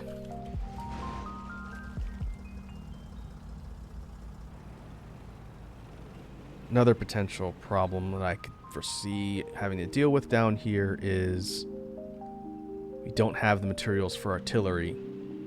So unless I wanted to, I've got a couple options. I could either run logistics all the way down here, which I don't want to do because it passes through too much hostile territory, or I can have a landing pad that can grab stuff from my space platforms, like the materials to craft artillery, and just do it locally so that I could put up walls and then keep them out. That's probably more sustainable, but we won't be able to do that until we have power. It's the rocketry stuff, I think, takes a pretty decent amount of energy to power.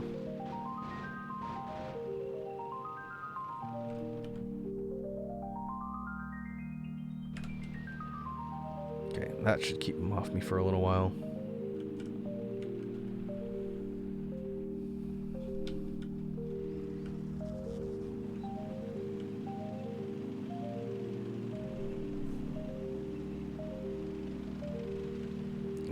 I think I talked a little bit about it on stream somewhat recently, but another game that I've been spending a lot of time on off stream is Warriors Abyss.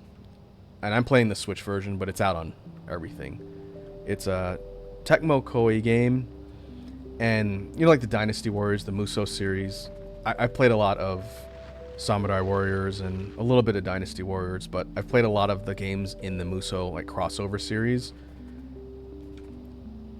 Warriors Abyss is that plus like Vampire Survivors. So it's a roguelite where you have like a run and you take a character and then you try and get to the bottom of the run.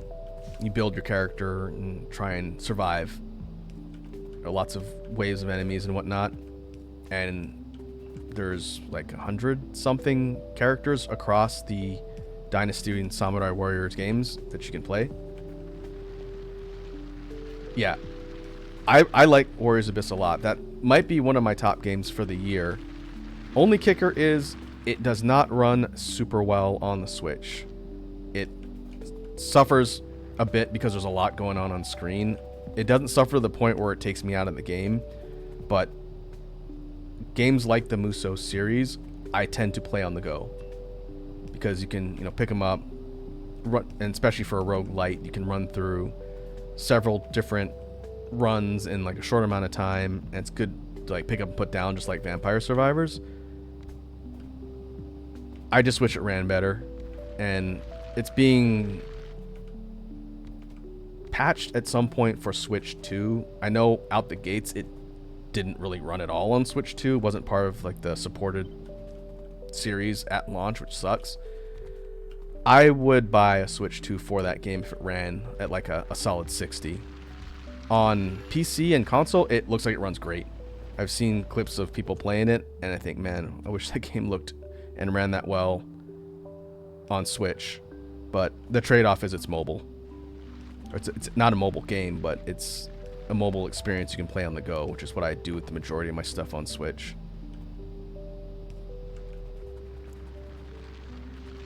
But yeah, that one was a bit of a pleasant surprise. It's a very simple idea, and I think the game is only like $40. But the developers at Tecmo Koei have been actively updating it and providing more content. And the next content drops on the 4th, actually. There's a bit of a delay, probably while they were trying to get the regular version of the game running on Switch 2. But next week's update is going to add the Ninja Gaiden characters, which is pretty cool. Another property that Tecmo Koei technically owns. There might be a demo for Warriors Abyss. In fact, I could check on Steam.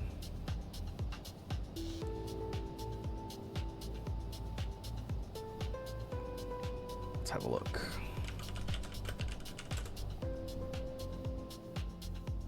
Well, it's 20% off right now, too.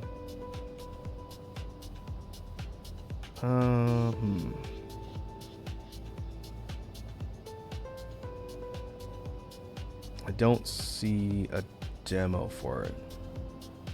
Might be, I don't know if there's on Switch. That sucks. That's a good game to check out for like a demo to see if you like the style, but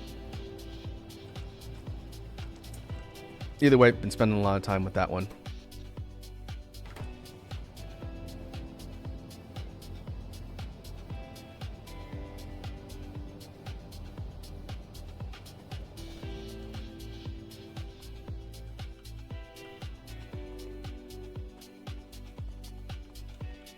Okay, now I need to figure out how I want to set up my defensive perimeter so that in the event I do start aggroing the bugs around, I can keep them off me.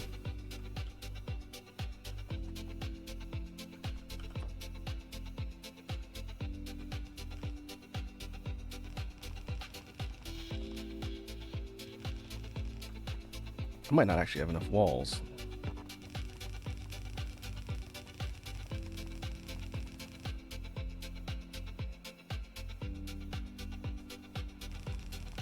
Kind of underestimated how much I would need to just build a functional perimeter. Because we would need to be able to at least bound up here to get the stone, and then we can kind of go a little bit tighter down here. I definitely don't have enough walls for this. But we got some options on what we can do.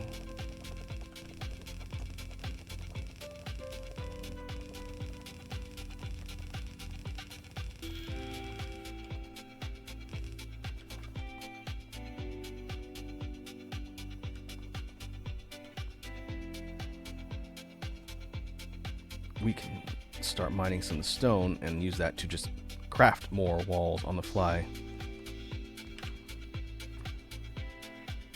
This kind of progression is not what the beginning of this game looks like. When you have kind of these advanced pieces of equipment that I've got, you start with really simple kind of rudimentary versions of these that are functional, but they don't do a lot of the really high complexity things yet. You gotta kind of work up that level of tech as things go.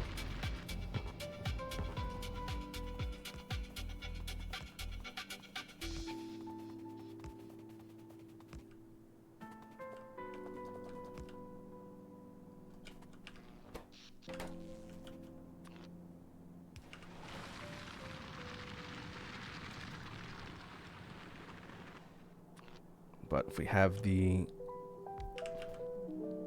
large mining drills, taking stone and dumping them into an electric furnace, we can have this thing take its contents and dump that into an assembler, and that'll just craft the walls outright that we need.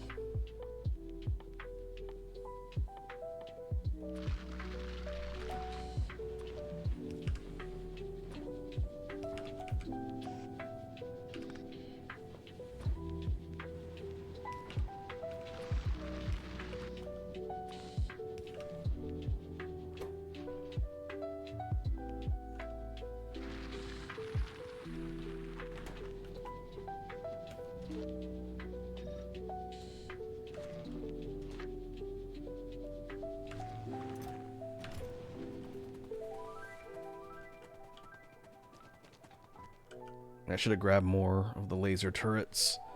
That's going to be our immediate defense. And I'm not going to be able to put a ton of them up because I only have 76.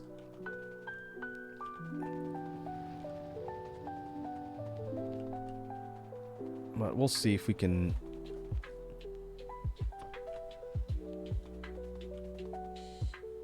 get a rough perimeter. It's not going to be like a perfect box or real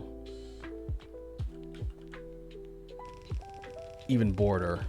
I just need it to enclose all of our territory.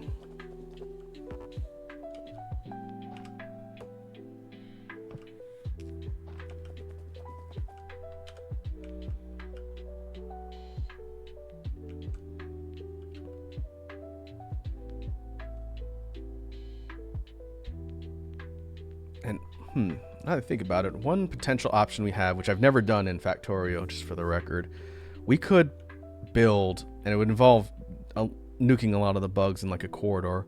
We could build like a protected tunnel that's walled and has turrets that basically lets a train railway, since there's trains and a rail system in this game, that allows a train to go from the main base all the way down here to the satellite base. And rather than just fly, or drive rather, across the open area, it's going between like walls. Well, maybe that would be, let's see, if we had a setup and building it would be kind of interesting, since again I've never done that before. But maybe it's this wide and we have turrets. Well, it's gonna have to be wider than that, but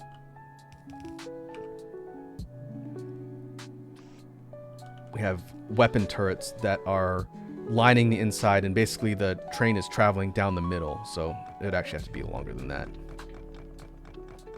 It would look like something like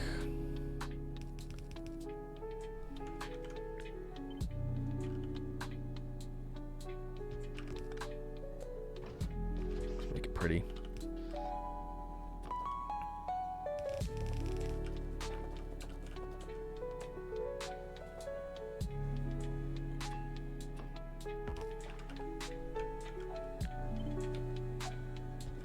It'll look like something like that, and then the train tracks would be going down the middle, and the engine itself with its cargo would be running straight down, and essentially it's a protected corridor.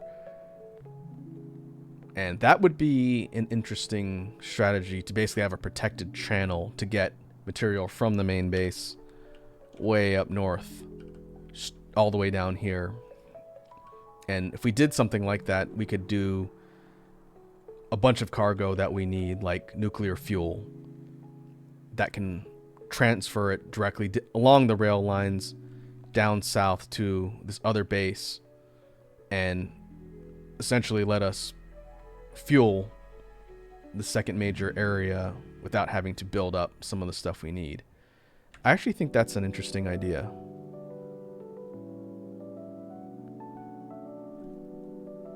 I'm gonna leave that there just as a reminder, because what I kind of want to do, if we look at our area here, we could expand the boundaries of everything all the way from the cliff sides connecting up to the lake the bugs can't pass, and then maybe cut it off right here so we have this weird, almost puzzle piece looking section of territory to start. And then from there we start building out the actual main base itself. And like up here I went inwards just because I had limited walls, but we could even expand this out so it binds in the iron patch here. Because the whole point is to make a largely functional expansion base that's got a little bit cleaner layout than sort of the chaos in here. And we would just do that from the ground up.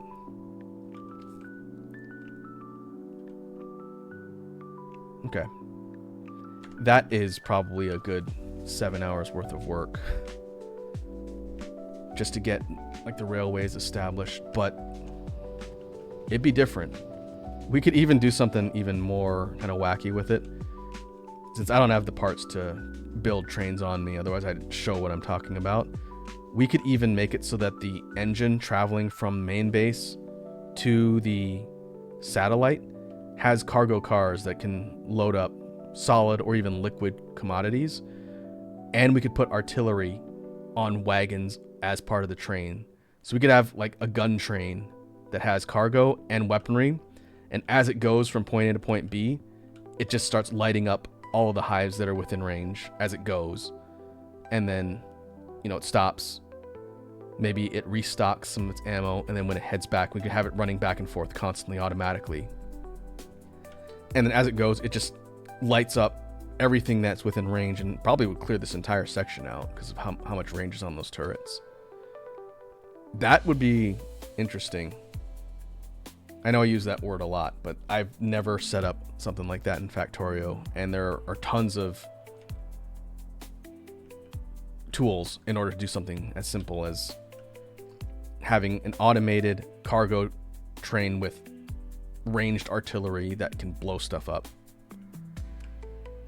So I think I want to do that, but it's going to require kind of some careful work in, one, managing all the enemy that's around me, and two, making sure that I have enough tools in order to do that, which I don't at the moment. I think I need to run back and grab a few more essentials.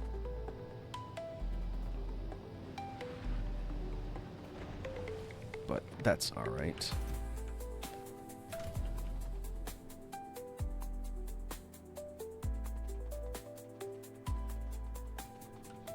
And potentially go out and nuke more bugs before they get close.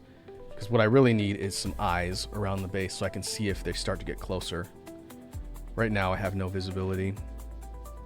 I need some scanners, but I don't have any on me. I've got radar, but what I really need are some solar things.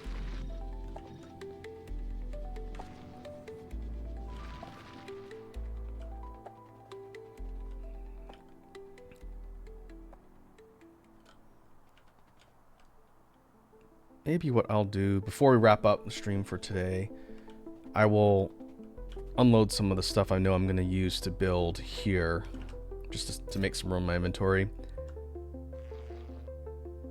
And I'm going to go run back up.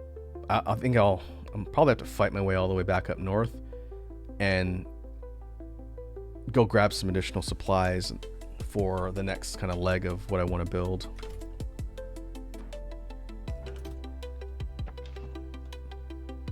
And then maybe in the next session down the road, I'll have the base more up and running and more protected.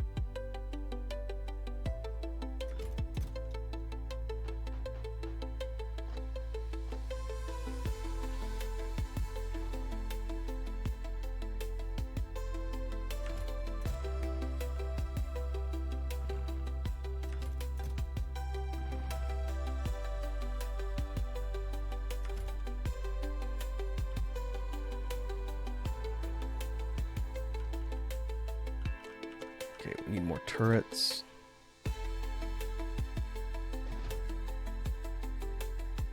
Turrets, solar panels, accumulators for scanners.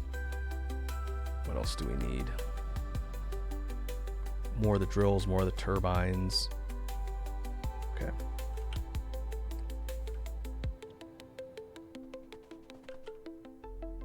I'm going to create a gate that I can pass through, a proximity gate, so I can drive my tank in and out and have to worry about knocking my own walls down.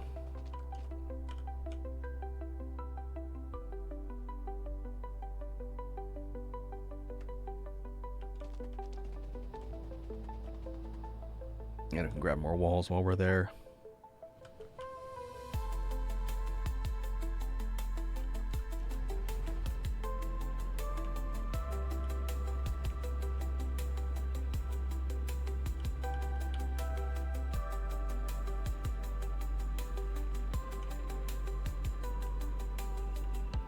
I'm going to try and beeline it straight through the hives. And we'll see if I can actually make a clear run all the way up to the base without getting mobbed. When we start building like a railway, I'll have to go and clear this all out by hand, otherwise I'll get attacked. But for now, we just want to do a straight shot north.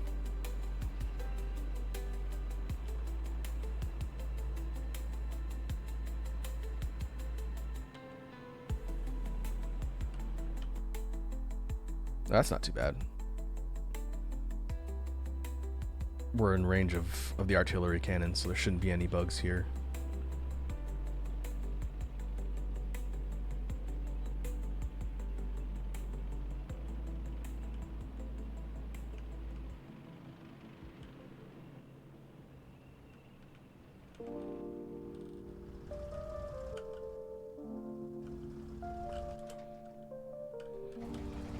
Oh, let's see, where's my gate? It's further down.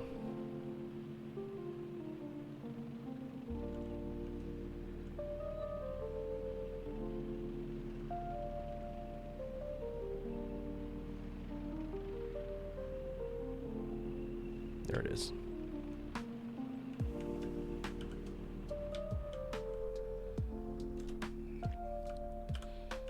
I'm thinking we set up the train station here and then just go straight all the way down, have it drop off maybe like in here. We're going to have to probably build elevated rails to get over the water, which shouldn't be an issue. I'm either gonna have to build elevated rails or fill it in with land for supports, but either way we can figure that out. Rails aren't terribly complicated.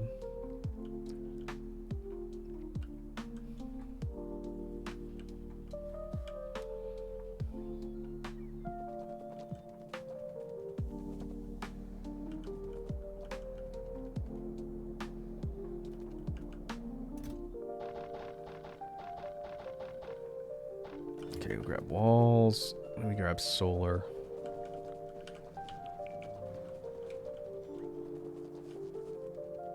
Solar panels.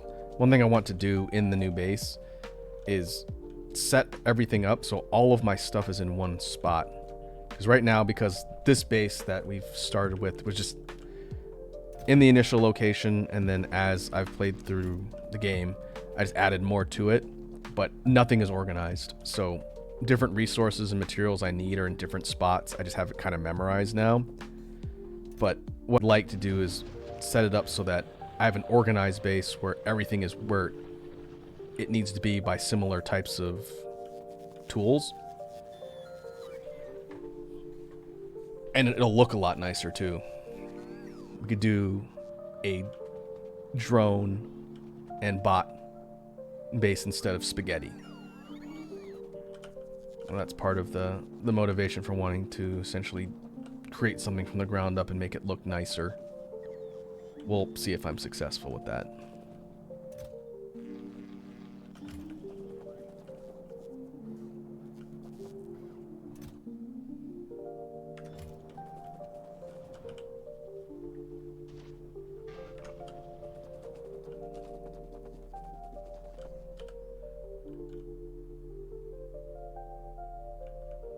Okay, we're being attacked up here.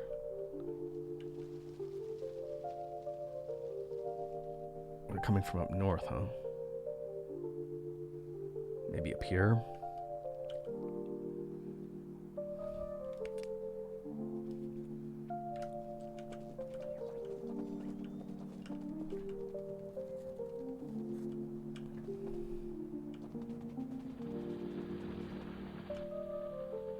Okay, what else did I say I needed?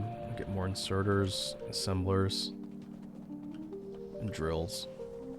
I will most likely have to make multiple trips to get supplies until we're fully self-sufficient, but that'll just take a little bit of time.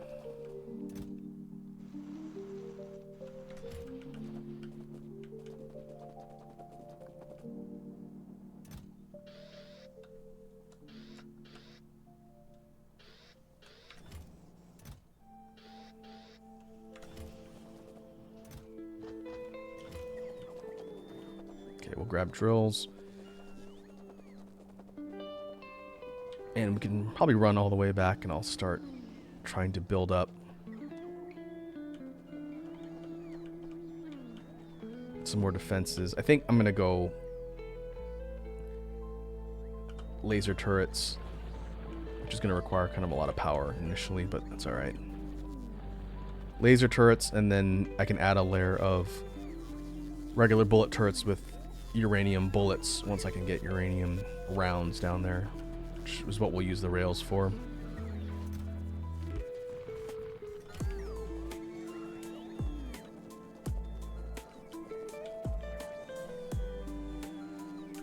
Okay, I'll just fill up my inventory with laser turrets.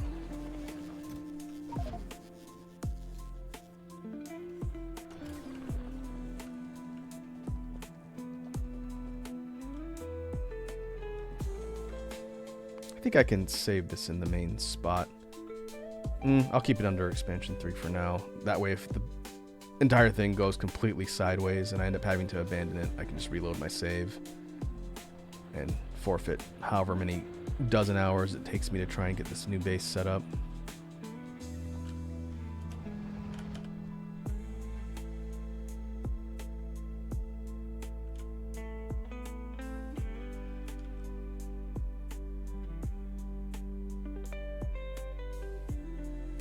Okay, I'll head back down.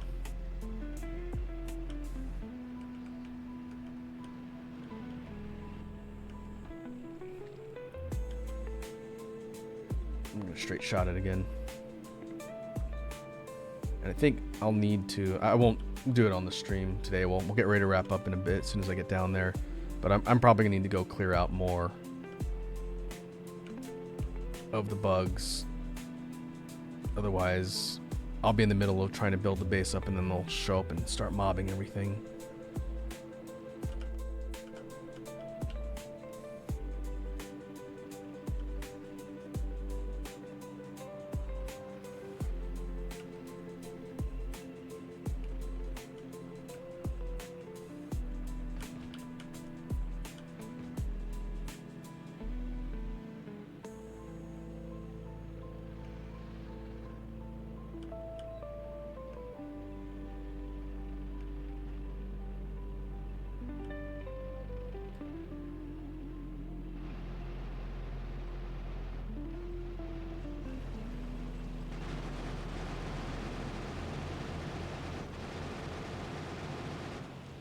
Alright, get out of here.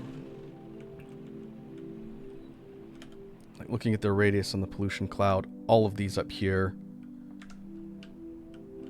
are gonna start to encroach as things go. So one of the reasons why I went to grab solar was so I can put scout arrays, which we saw dotting around the map.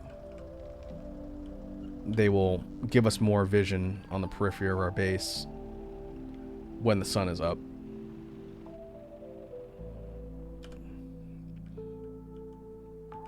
Just for example, you can see when thing is actually running during the day because it won't run at night. But it'll give this entire square's worth of visibility around it, which will let us know if any of the bugs start to get super close.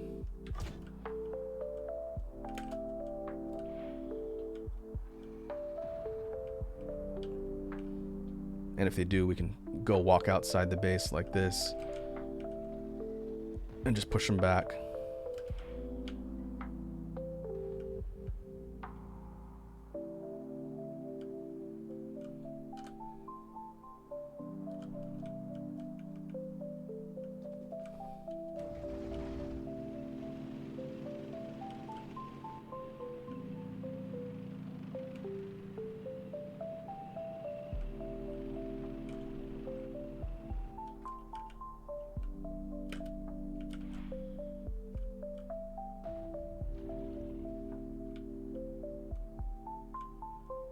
Likewise, some of these bigger hives like this are worth taking out when they're close by, because they'll spread faster. I think the rate will be higher.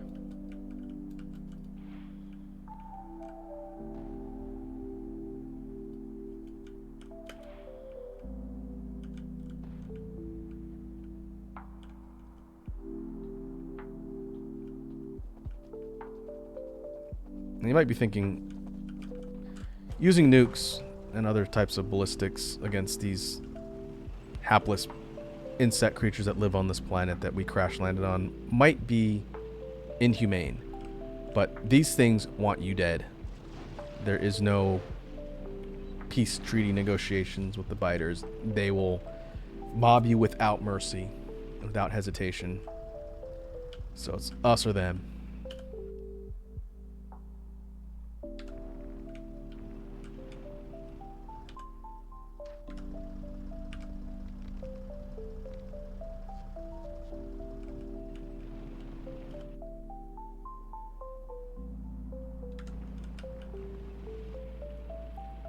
Okay, I'm just going to drop a few of these around on the outskirts so I can have some better visibility as I'm building.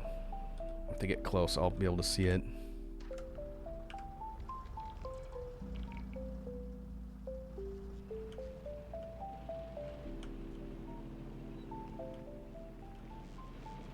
Ooh, it's a big hive right there.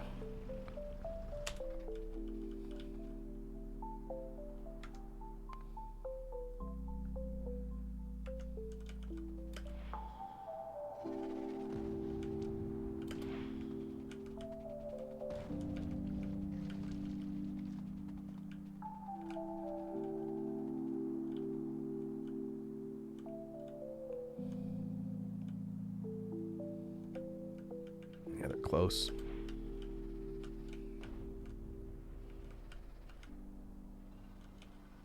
Uh-oh. Still don't really have the weaponry to go toe-to-toe with them. So I should probably not stray too far from my tank. Even against the tank's armor and shields, the green bugs especially, which I think they're like level 3, technically, they do serious damage and they're dangerous. So we don't really want to mess around too much. Whoops. That's just a regular solar array. What about that one?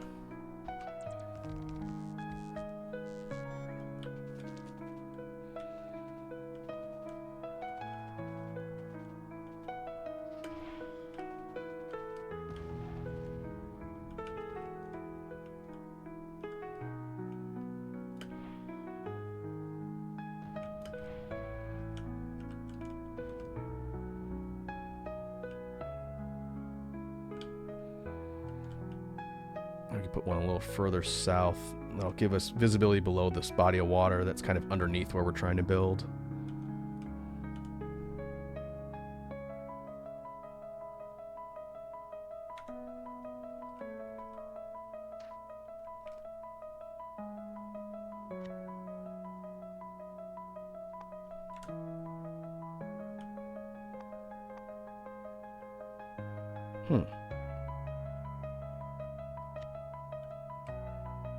Why did this get saved as a deconstruction planner?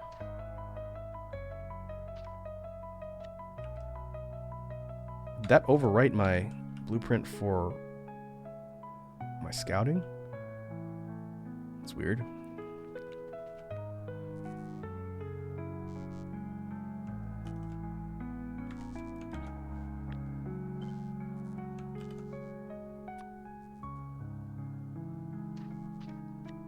Oh well, I guess we save it.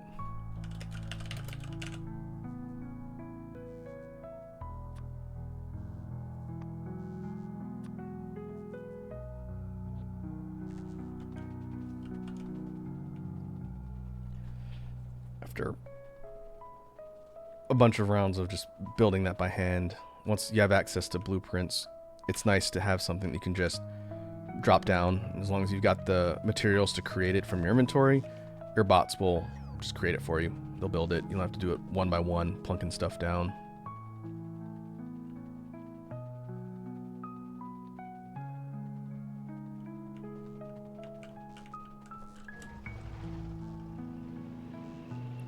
You can see now we're pretty deep into enemy territory. If we were to go way, way further south or any direction in the map, I think the size of the enemy hives would be larger.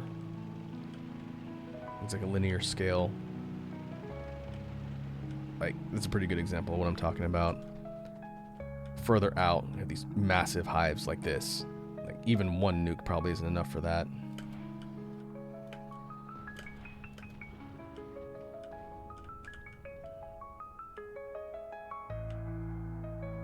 Oh boy.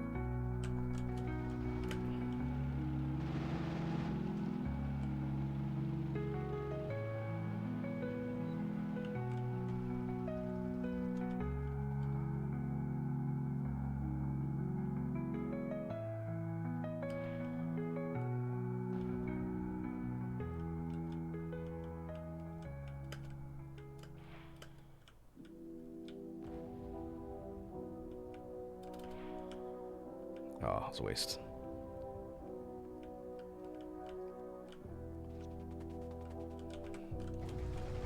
Okay, we'll drop another scout point over here, and then it's probably... Oh, another one. And that's probably good for now.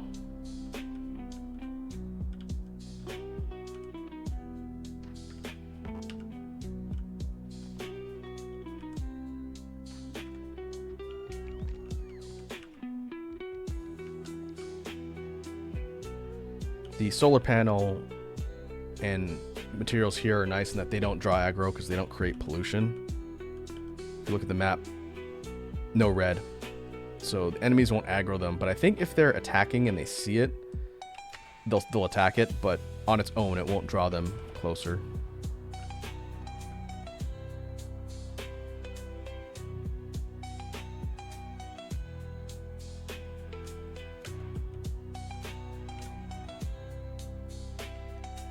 Two large hives right next to each other.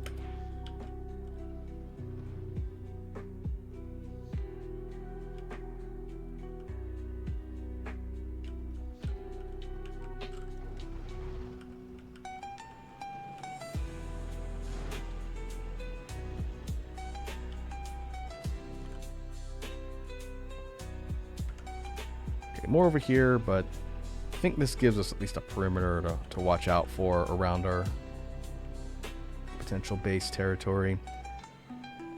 Because over time they'll respawn and they'll expand their hives again, I'll have to keep an eye out.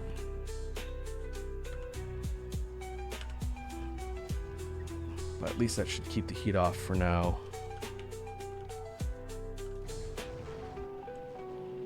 Can't wait till I get to some of the other planets that have even more dangerous native life than just these packs of bugs. We had the death worms on the volcanic planet. I don't know if what's on the lightning planet aside from hostile weather, but I'm sure there'll be something there. It's going to ruin my day. So let's go ahead and save here, and we will call that a good stopping point for today. We didn't really do much off-world. Where is my frigate? I think this thing is still just going back and forth doing its thing.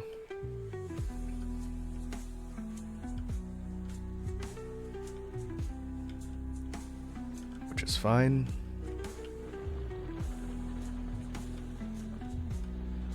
Yeah, we've got a decent stream of orange science coming in. And tungsten plates, which is what we need for bullets. Artillery shells.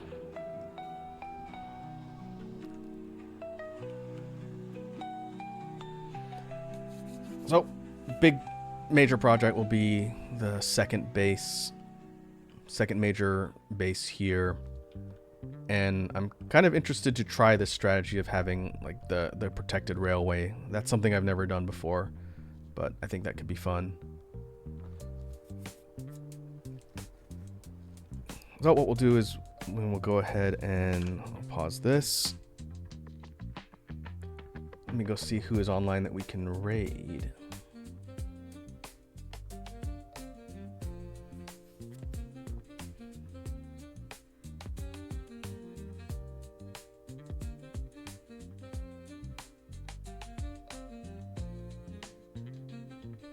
I see Blue's online. DatBlue10FS, one of my VTuber peers, who also does play this game, but today looks like he's playing Arma 3. I've never seen that before. But we can go and head over there and see how Blue is doing. So let me go ahead and we'll pause the music and go to outro.